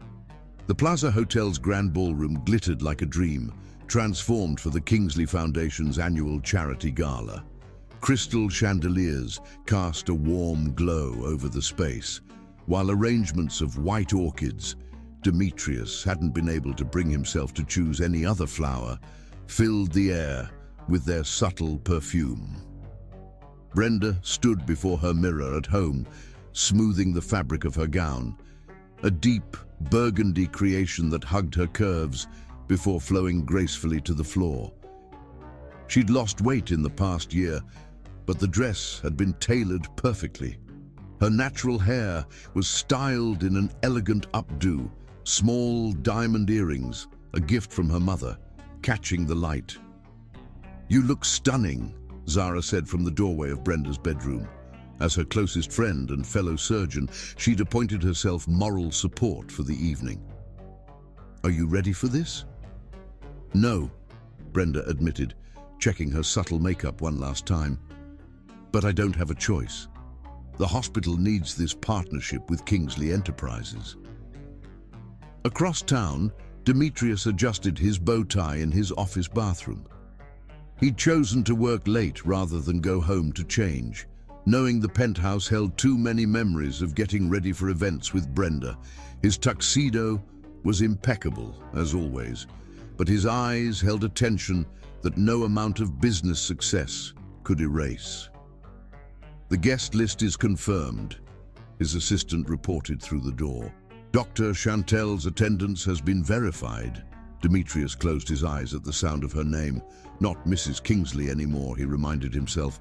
"Thank you, Sarah. The car will be here in 20 minutes. The gala was already in full swing when Brenda arrived. She paused at the entrance, taking a deep breath before stepping into the familiar space. The last time she'd been here had been her wedding reception, but she pushed that thought away firmly. She made her way through the crowd, stopping to greet colleagues and board members. As head of neurosurgery research, she was expected to mingle, to help secure funding for their programs. She kept her smile professional, her conversation focused on medical advances and research needs. Then she felt it, that familiar electricity in the air that had always signaled his presence. She turned slowly, and there he was.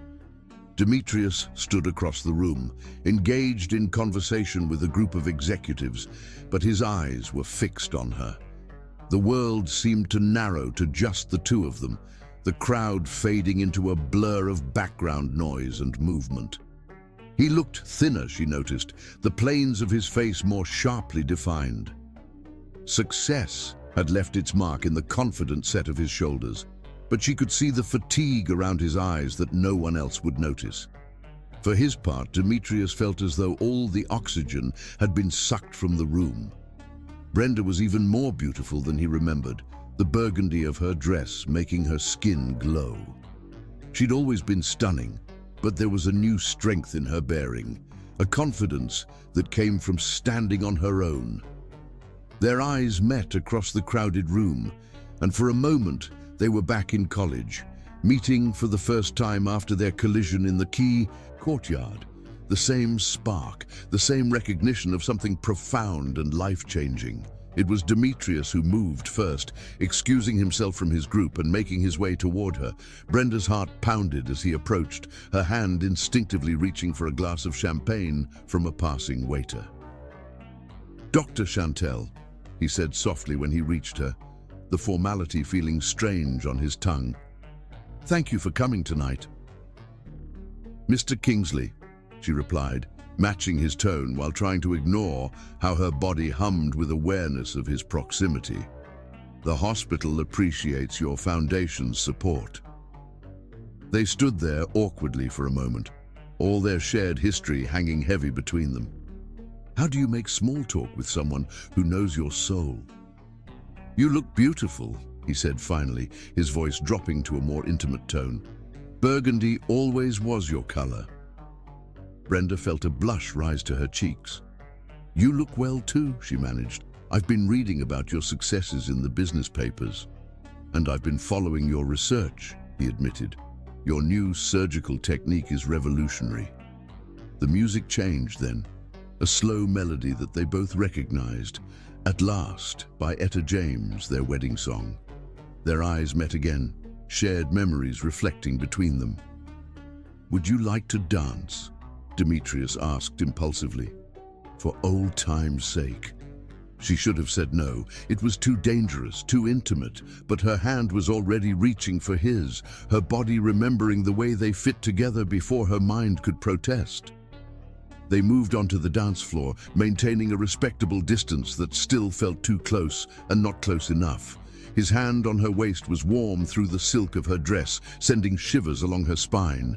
Her hand in his felt like coming home. "I miss you," he whispered, the words escaping before he could stop them. "Every day." Brenda's breath caught in her throat. "Demetrius." "I know," he said quickly. "I know we can't. I just needed you to know that." They danced in silence for a moment, both acutely aware of the eyes on them, the divorced power couple reunited on the dance floor. It would be gossip fodder for weeks. "How's Shadow?" he asked, surprising her. At her questioning look, he added, "Zara mentioned you adopted a cat." "She's good," Brenda said softly, touched that he'd asked. "She keeps me company when I'm up late reviewing cases." "Still working too hard?" "Look who's talking," she countered with a small smile. "I've seen the hours you keep at the office." The music ended, but neither moved to step away immediately. Finally, reluctantly, they separated. "Would you like to get some air?" Demetrius asked, gesturing toward the terrace. "It's getting warm in here." Brenda knew she should decline, but found herself nodding instead. They made their way through the French doors onto the terrace, the cool night air a relief after the warmth of the ballroom. The New York skyline sparkled before them, a familiar view they'd shared countless times before.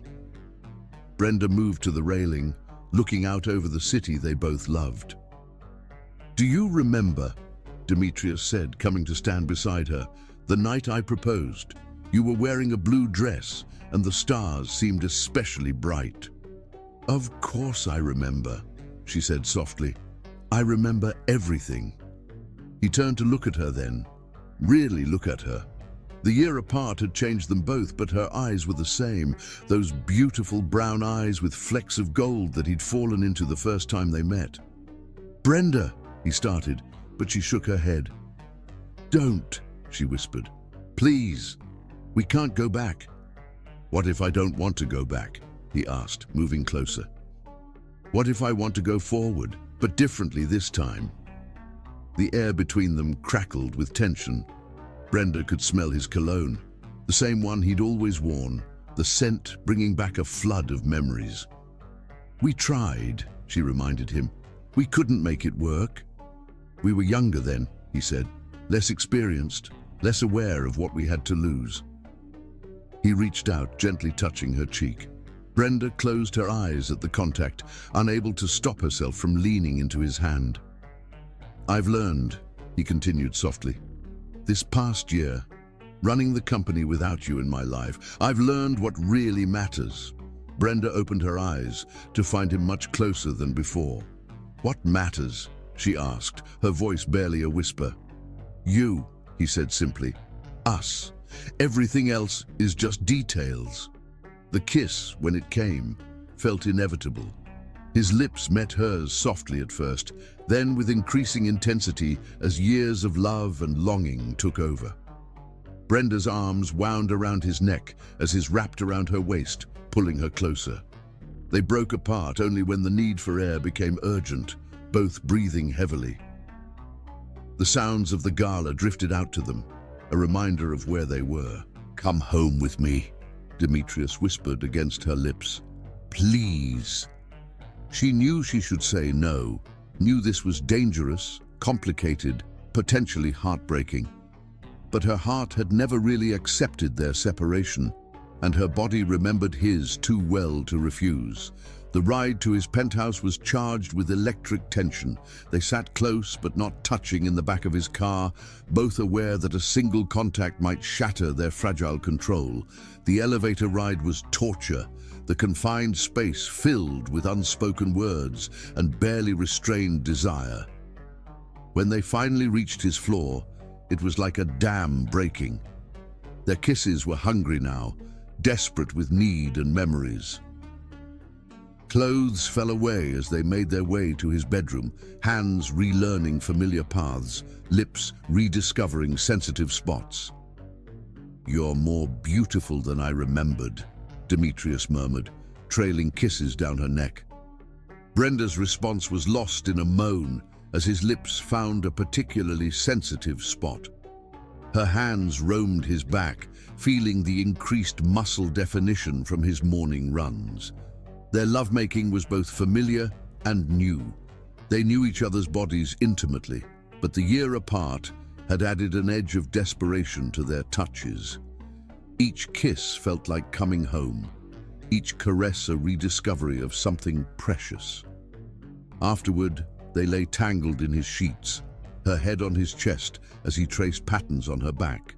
The city lights twinkled through the floor-to-ceiling windows, creating a magical atmosphere. "What happens now?" Brenda asked softly, voicing the question they'd both been avoiding. "Whatever we want," Demetrius replied, pressing a kiss to her hair. "I'm not letting you go again, Brenda. I can't." She propped herself up on an elbow to look at him. "The company will still be there," he interrupted. "But I've learned to delegate, to trust my team more. I don't need to be there every minute of every day. And I've learned to balance my work better," she admitted. "To make time for what matters." He pulled her down for another kiss, this one soft and full of promise. "We'll figure it out," he murmured against her lips. "Together, this time." They made love again as dawn approached, slower this time, savoring each touch, each kiss. When sleep finally claimed them, they were wrapped tightly in each other's arms, as if afraid to let go. The morning would bring reality, discussions to be had, arrangements to be made, challenges to face.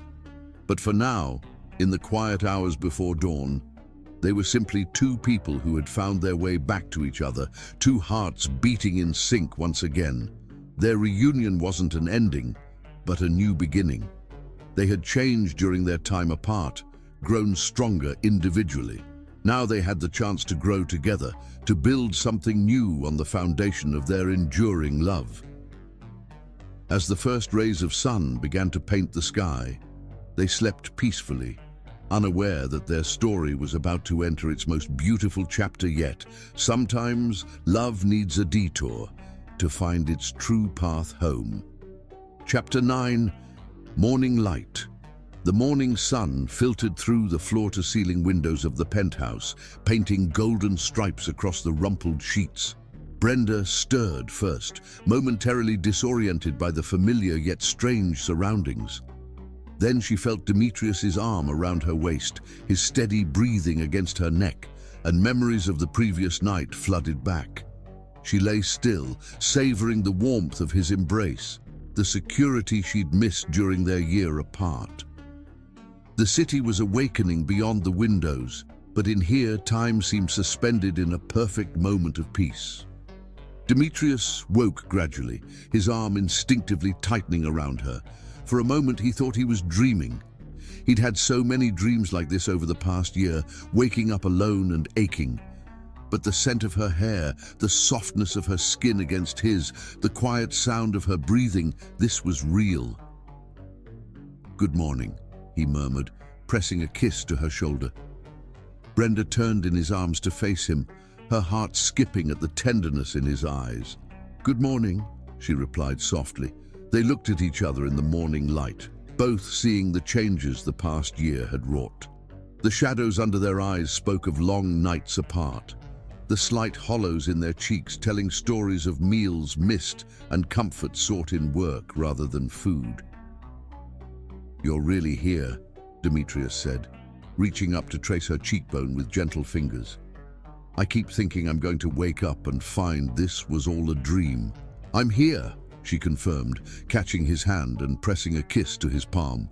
"Though we probably need to talk about what that means."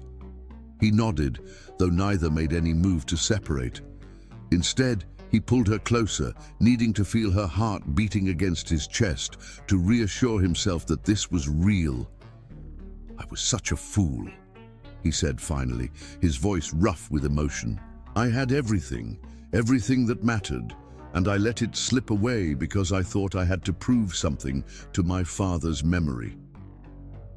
Brenda stroked his chest soothingly, feeling his heart racing under her hand. "We both made mistakes," she said. "I could have fought harder, could have made you see what was happening before it was too late."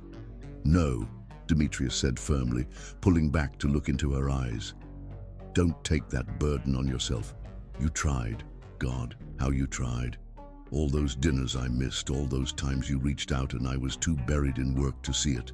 The baby." His voice broke on the word. Brenda felt tears welling up at the mention of their lost child. "I should have told you," she whispered. "Should have made you listen." "I should have been there to tell," he countered, wiping away a tear that had escaped down her cheek. "Should have been there to hold you, to grieve with you, to help you through it. Instead, I was in London, thinking a business deal was the most important thing in the world." He sat up then, pulling her with him so they were facing each other in the morning light. The sheets pooled around their waists, but neither paid attention to their state of undress. This moment was about something far more intimate than physical nakedness. "I've spent this past year building the company into something my father would have been proud of," Demetrius continued. "The stock price has doubled. We've expanded into new markets, acquired failing companies and turned them around. By every measurable standard, I've succeeded." He reached for her hands, holding them tightly in his. "But none of it means anything without you. Every victory felt hollow, every achievement empty, because I couldn't share them with you. I'd find myself turning to tell you something, reaching for the phone to call you, and then remembering that I'd lost that right." "I know," Brenda said softly. I did the same thing. Every successful surgery, every breakthrough in my research, you were always the first person I wanted to tell. I've learned so much this past year, Demetrius said, his thumb tracing circles on her palm. About business, yes, but more importantly about what really matters. I've built a strong management team, delegated responsibilities, created systems that don't require my constant presence. He took a deep breath, gathering his courage for what he needed to say next. I went to therapy, he admitted. Started about 2 months after we ended. I needed to understand why I'd let work become more important than us, why I'd fallen into the same patterns that had made my own childhood so lonely. Brenda's eyes widened in surprise. The Demetrius she'd known would never have admitted to needing help, would have seen therapy as a weakness. It helped me see that I was trying to be my father instead of being myself, he continued. That I was so focused on preserving his legacy that I forgot to build my own, and my legacy shouldn't just be about business success. It should be about love, about family, about building a life that's rich in all the ways that truly matter. He slid off the bed then, kneeling beside it so he was looking up at her. The position was deliberate, humble, stripping away all the trappings of power and success that had come between them before. Brenda Chantelle, he said softly, his voice thick with emotion. I never stopped loving you, not for a single moment. This past year has taught me what life is like without you, and I never want to learn that lesson again.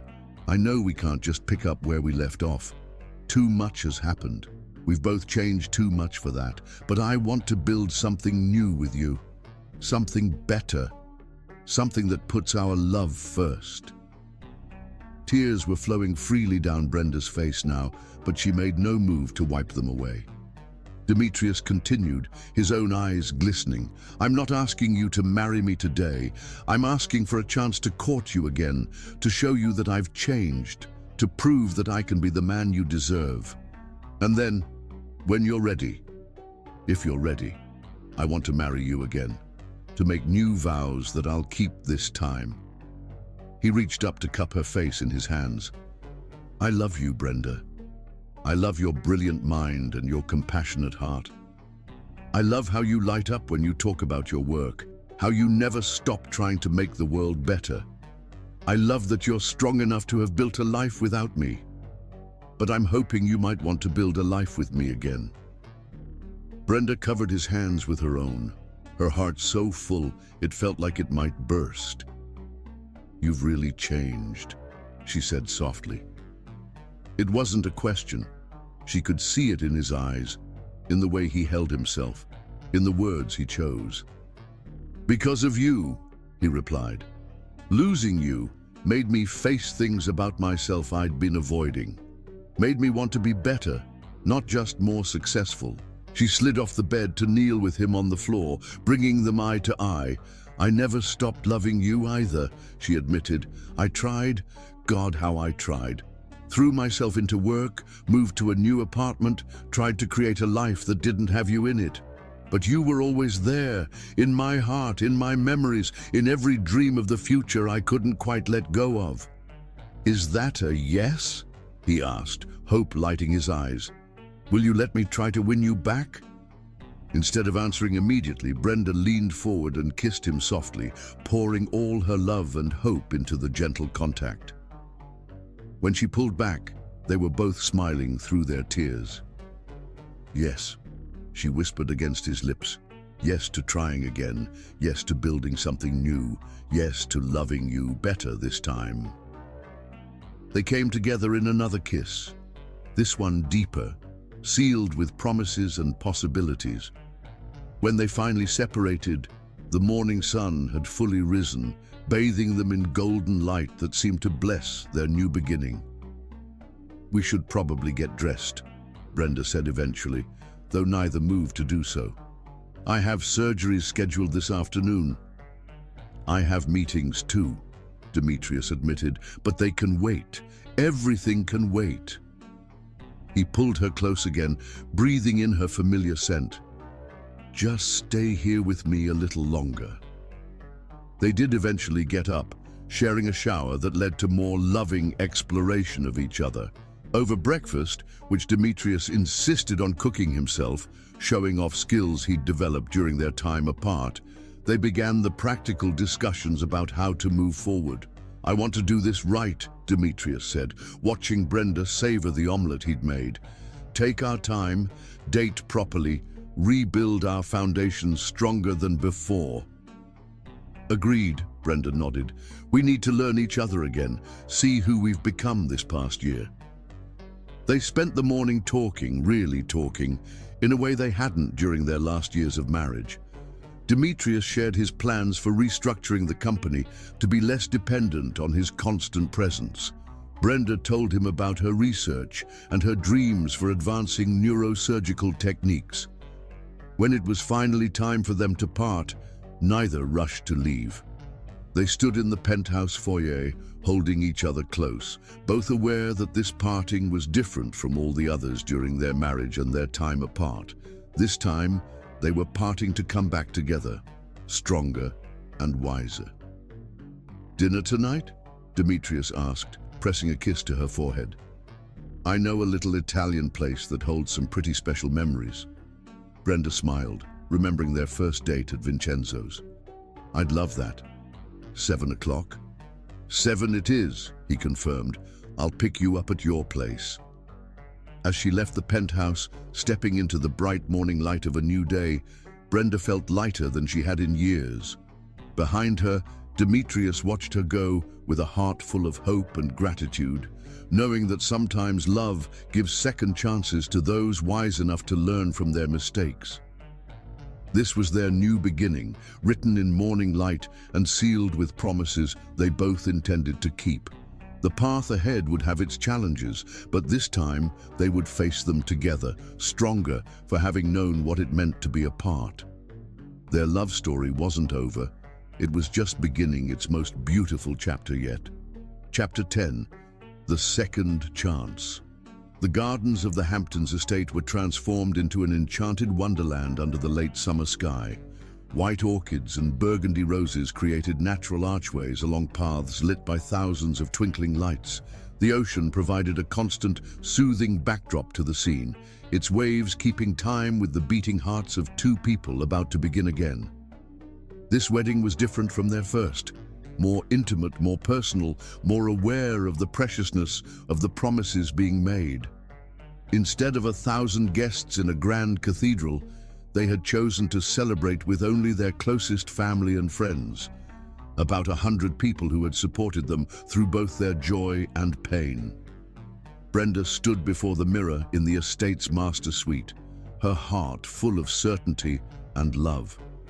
Her dress was simpler than her first wedding gown, but no less stunning, an elegant sheath of ivory silk that seemed to glow against her skin. Her natural hair was adorned with small white orchids, and around her neck hung her mother's pearl necklace.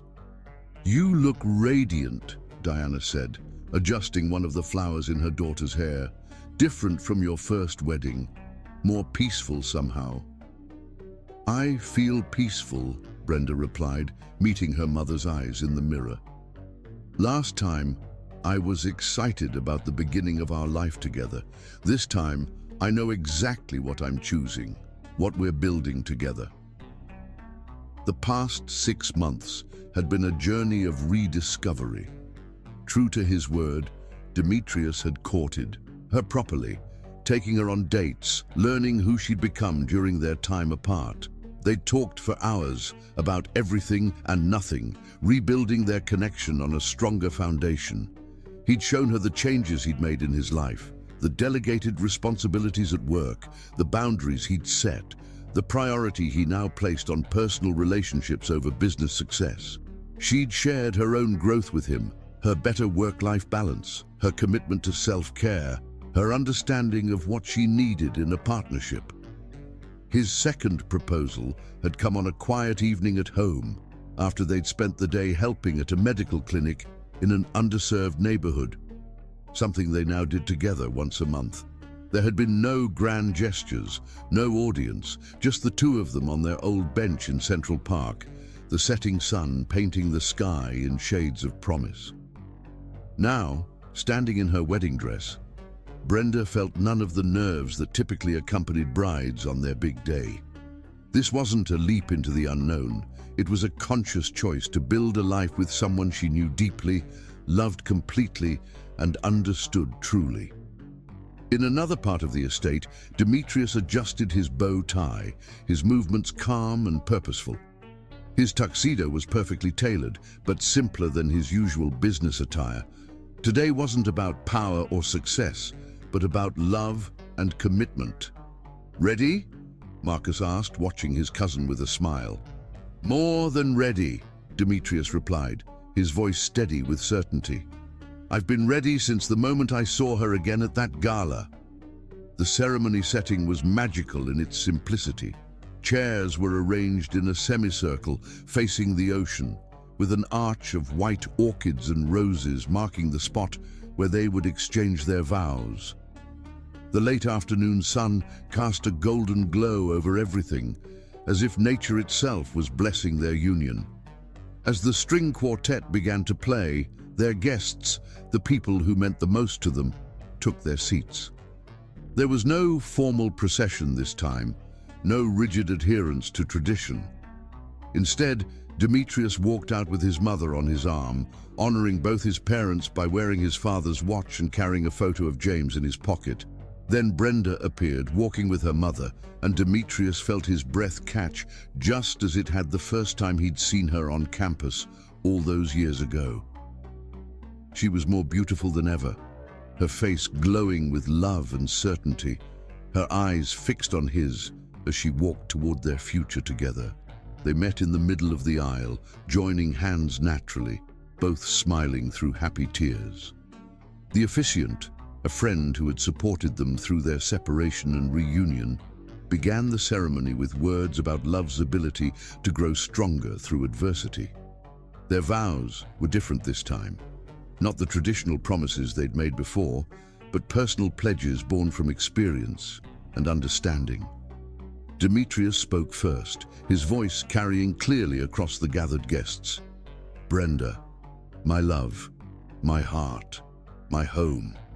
I stand here today not making promises about an unknown future, but making choices about a life I understand better now. I choose you, not just in the easy moments, but in the challenging ones. I choose our love over my pride, our partnership over my ambition, our shared dreams over individual success. I promise to be present, not just physically, but emotionally, mentally, completely. I promise to honor the trust you're placing in me again, to nurture our love with the same care and attention I give to everything else in my life. You are my priority, my center, my true north. I love you with a love that's wiser now, deeper for having known loss, stronger for having found its way back home." Tears flowed freely down Brenda's cheeks as she began her own vows. "Demetrius, my love, my partner, my second chance. I choose you today with eyes wide open, with a heart that knows both the joy of loving you and the pain of losing you. I promise to communicate better, to speak my truth even when it's difficult, to fight for us before things become broken. I promise to support your dreams while helping you maintain balance, to be your partner in all things while maintaining my own strength. Our love has been tested by fire and emerged stronger, and I promise to honor that strength by choosing you, choosing us, every single day. I love you with a love that's mature enough to know its own worth, brave enough to try again, and wise enough to know that you are worth every risk." The exchange of rings carried deeper meaning this time, not just symbols of commitment, but tokens of redemption, of second chances seized and cherished. The bands were new, engraved with their new wedding date, and the words, "Forever Again." When the officiant pronounced them husband and wife, their kiss was both tender and passionate, a perfect balance of the familiar and the new. Their guests' applause seemed to merge with the sound of the waves, nature and humanity celebrating together. The reception was held in a clear-sided tent on the estate's lawn, allowing the sunset and then the stars to be part of their celebration. Instead of a formal seated dinner, they'd opted for elegant food stations and comfortable seating arrangements that encouraged mingling and conversation. During the celebration, Demetrius rose to address their guests, his voice full of emotion. "Thank you all for being here to celebrate not just our wedding but our journey. Many of you were with us through our first wedding, our separation, and now our reunion. You've seen us at our highest and lowest points, and your support has meant everything." He turned to look at Brenda, taking her hand as he continued. "I learned some hard lessons during our time apart. The most important was that business and personal relationships aren't opposing forces. They're both about building something meaningful, about investing time and care, about maintaining balance and perspective. I lost sight of that once, prioritizing corporate success over personal happiness. But life has given me a second chance, and I promise you all, especially you, my love, that I will never make that mistake again." Brenda stood then, joining him as he spoke. "Together, we've created a new model for our life. The company still thrives, but now through delegation and trust, rather than constant personal oversight. My brilliant wife continues to save lives and advance medical science, but now with time for herself and our relationship. We've learned that success means nothing without someone to share it with, that no business deal is worth missing life's precious moments, that love isn't just about grand gestures, but about daily choices and constant presence." The celebration continued late into the night, but with a different energy than their first wedding. There was more joy, more awareness of the preciousness of love, more appreciation for the miracle of second chances. They'd chosen not to leave for their honeymoon immediately, instead planning to spend the weekend at the estate with their closest family and friends. It was another conscious choice, prioritizing relationships over grand gestures, choosing intimate connections over elaborate plans. As the evening wound down, they found a quiet moment alone on the estate's beach. The moon cast a silver path across the water, and the sound of waves provided a peaceful backdrop to their happiness.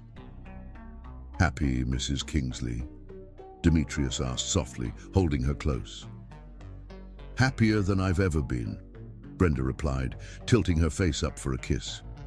"And this time, I know it's going to last."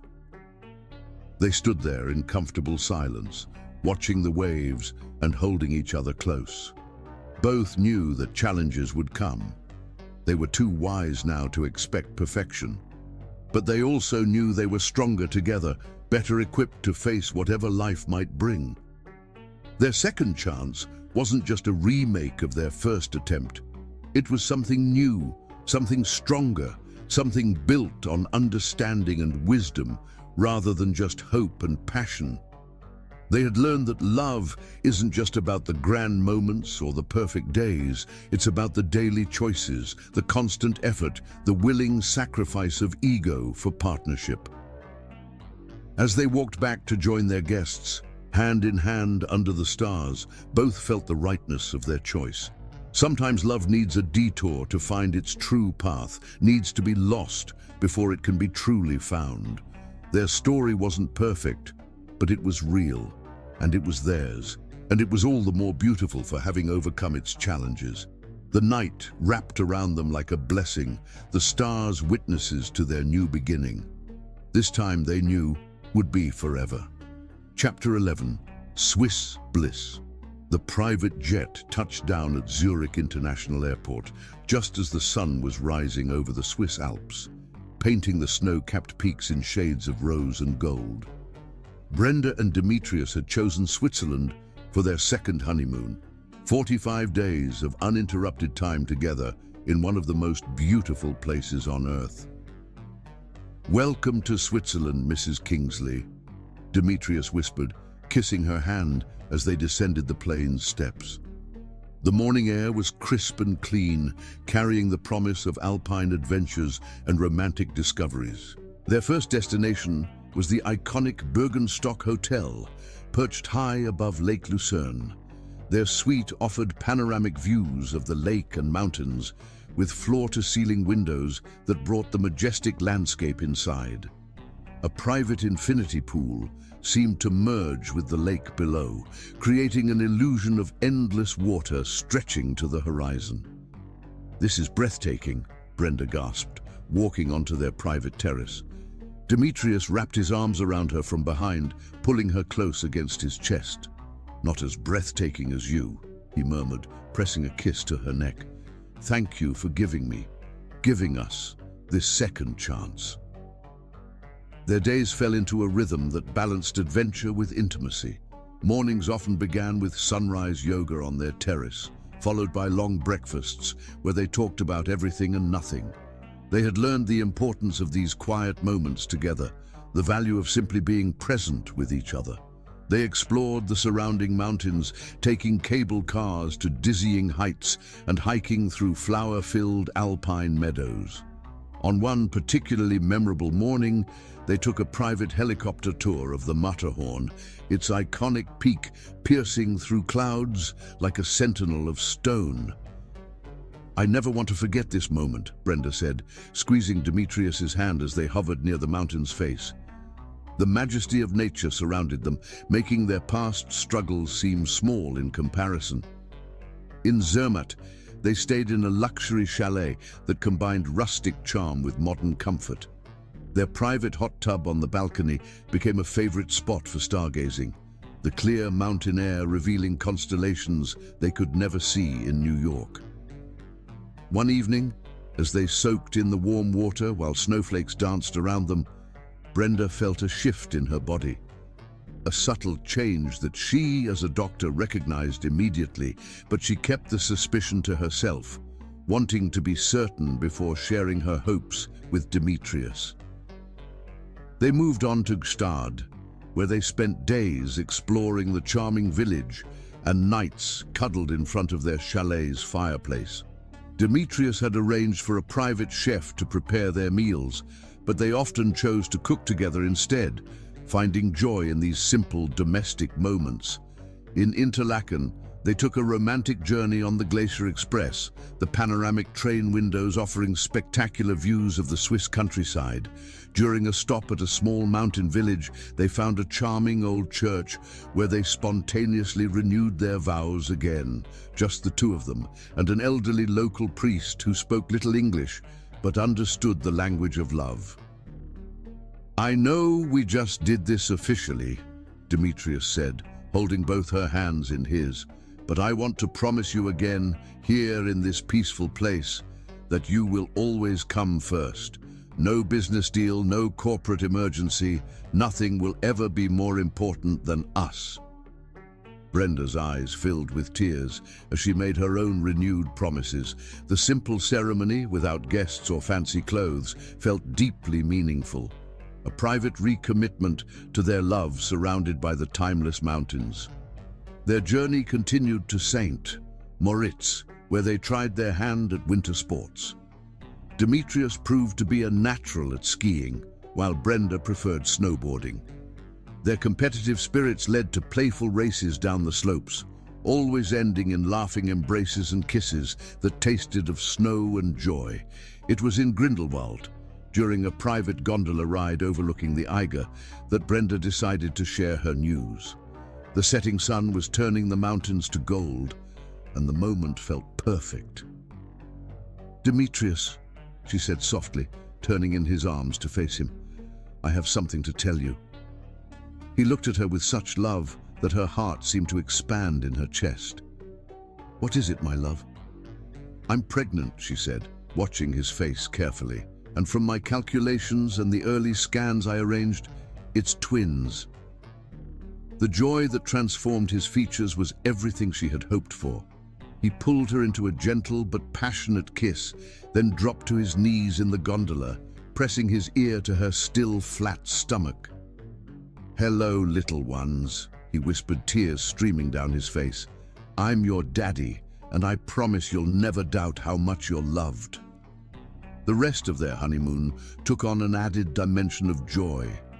Demetrius became adorably protective, constantly checking if Brenda was comfortable or needed anything. They spent hours discussing their future, making plans for the nursery, choosing possible names. In Geneva, they visited a small antique shop where they found 2 identical silver rattles, delicately engraved with Swiss designs. "Our first presents for them," Demetrius said, carefully wrapping the precious items. They spent their final week in a secluded chalet in the Bernese Oberland, wanting privacy to process their happiness and prepare for their return to real life. The chalet's massive windows framed the mountains like living paintings, while its cozy interior provided the perfect nest for their expanding family. One evening, as they lay in bed watching the sunset paint the mountains, Demetrius placed his hand on Brenda's stomach. "I never thought I could be this happy," he admitted. "When we were apart, I thought I'd lost my chance at true happiness. Now I have you back, and we're going to be parents. It feels like more than I deserve." "You deserve every happiness," Brenda assured him, covering his hand with hers. "We both do, and these babies, they're our second chance too. A fresh start, a new chapter, a chance to create the family we always dreamed of." They spent their last days in Switzerland, making plans and promises. Demetrius had already begun restructuring his work schedule to ensure he would be fully present for his family. Brenda had started arrangements to adjust her surgical schedule once the babies arrived. "We'll do it differently this time," Demetrius promised as they packed for their return journey. Everything, work, life, love, family, in perfect balance. Their last night in Switzerland, they stood on their chalet's balcony, wrapped in each other's arms as they watched the stars emerge above the mountains.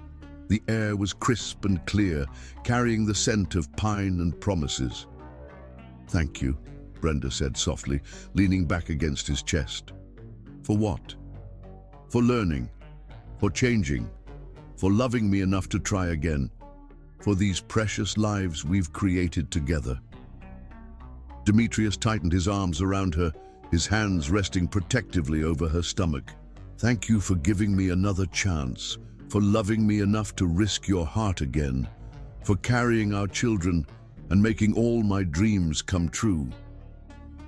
As they prepared to return to New York, both felt transformed by their time in Switzerland. The mountains had witnessed their renewed love, their growing family, their strengthened commitment to each other. They were returning not just as husband and wife, but as partners in the truest sense, ready to face whatever challenges lay ahead together.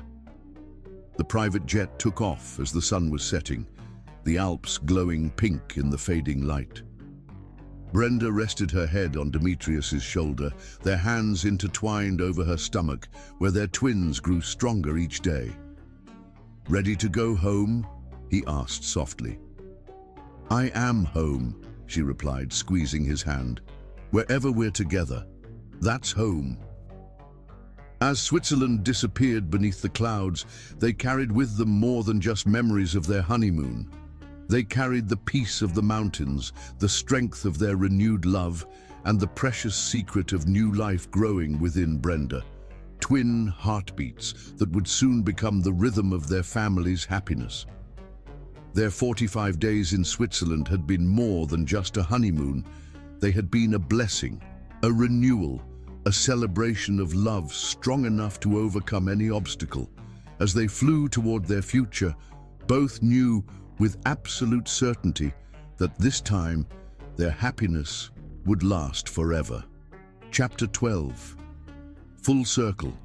5 years had passed since their Swiss honeymoon, and the Kingsley family home on Central Park West rang with the joyful laughter of twin boys. Xavier and Phoenix, now 4 years old, were the perfect blend of their parents. They had Demetrius's sharp intelligence and Brenda's compassionate hearts, their father's determination and their mother's gentle spirit. The penthouse had been transformed from a showcase of success into a true family home. The formal living room now housed an extensive train set that the twins had built with their father, while the once pristine white walls were adorned with framed artwork from two budding artists. Family photos lined every surface, telling the story of their journey from love to loss to an even greater love. Demetrius had kept his promise. He ran Kingsley Enterprises with the same success as before, but now he was home every night for dinner, never missed a school event, and had mastered the art of delegating. His office had a dad wall covered with his son's drawings, and his staff knew that meetings had to end by 5 p.m. unless there was a genuine emergency. Brenda had found her own perfect balance. She continued her groundbreaking neurosurgical work, but had structured her schedule to ensure quality time with her family. She had also established a foundation that provided medical care to underserved communities, a project she and Demetrius worked on together. On this particular evening, they were celebrating the twins' first day of preschool. The family sat around their dinner table, no longer unused and lonely, but the heart of their home. Xavier was excitedly describing his art project, while Phoenix added enthusiastic commentary. And then, Xavier announced, his eyes sparkling, "Ms. Thompson said my drawing of our family was the best because it had the most love in it." "That's because our family does have the most love," Phoenix agreed wisely, making both his parents smile. After dinner, as they sat in the living room watching their sons play, Demetrius pulled Brenda close. "Did you ever imagine we'd be here?" he asked softly. "When we were apart, did you think we'd find our way back to this?" Brenda looked up at him, her eyes filled with love. "I hoped," she admitted. "Even when I tried to move on, some part of my heart knew there would never be anyone else for me." Their conversation was interrupted by excited shouts from the twins. "Daddy! Mama! Look what we made!" The boys had constructed an elaborate castle from blocks, complete with a drawbridge made from one of Demetrius's old ties. It was slightly crooked and would probably collapse at any moment, but to their parents, it was perfect. "That's amazing, my clever boys," Brenda praised, kneeling down to examine their creation. "Tell me about it." As the twins launched into an elaborate explanation involving knights, dragons, and a very specific family of mice that apparently lived in the castle's kitchen, Demetrius watched his family with a heart full of gratitude. He thought about how close he'd come to losing all of this, how his obsession with success had nearly cost him everything that truly mattered. Later that night, after the twins were asleep in their rooms, decorated with stars on one ceiling, planets on the other, Demetrius and Brenda stood on their terrace overlooking Central Park. The city lights twinkled like earthbound stars, and a gentle breeze carried the last warmth of summer. "I have something to tell you," Brenda said, turning in his arms with a familiar smile, the same one she'd worn in Switzerland 5 years ago. Demetrius's eyes widened. "Are you?" She nodded, happy tears shining in her eyes. "A little girl this time, just one." His whoop of joy echoed across the terrace as he lifted her into his arms, spinning her around before setting her down gently.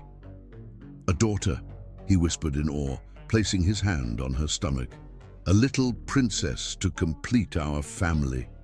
"The boys will be excellent big brothers," Brenda said, covering his hand with hers. "They've been practicing with their stuffed animals." They stood together under the stars, dreaming of their expanding family. Their love story hadn't been perfect. It had taken detours, faced obstacles, even seemed to end at one point. But that had made it stronger, more resilient, more appreciated. 9 months later, Grace Diana Kingsley joined her family, welcomed by parents who had learned that love was both a gift and a choice, and by brothers who thought she was the best thing since chocolate ice cream. She had her mother's eyes and her father's smile, and she completed their family in ways they hadn't known they needed. Life wasn't perfect. There were still challenging days at work, occasional disagreements, moments of stress and exhaustion. But now they faced everything together, their love stronger for having been tested, their commitment deeper for having been chosen twice. Their story became known in New York society as the ultimate example of love's power to overcome all obstacles. But for Brenda and Demetrius, it was simply their truth, that sometimes you have to lose something precious to understand its true value, that love given a second chance can be even more beautiful than before. Every year, they returned to Switzerland for a family vacation, showing their children the place where their new life had truly begun. The twins loved hearing the story of how their parents had found each other again, and little Grace would sleep peacefully in the mountain air where she had first been discovered. And so, their love story continued, not ending with happily ever after, but growing richer and deeper with each passing day. Their home remained filled with laughter, their hearts remained full of love, and their family remained the living proof that sometimes life's greatest gifts come disguised as its greatest challenges. For in the end, their journey had taught them the most important lesson of all, that true love isn't about never falling apart, but about choosing to build something even more beautiful from the pieces. Their love had come full circle, stronger for its journey, richer for its challenges, and more precious for having been lost and found again. And in the years that followed, as their children grew and their love deepened, Brenda and Demetrius remained living proof that some love stories don't end. They just keep getting better with each new chapter. The end. Subscribe if you loved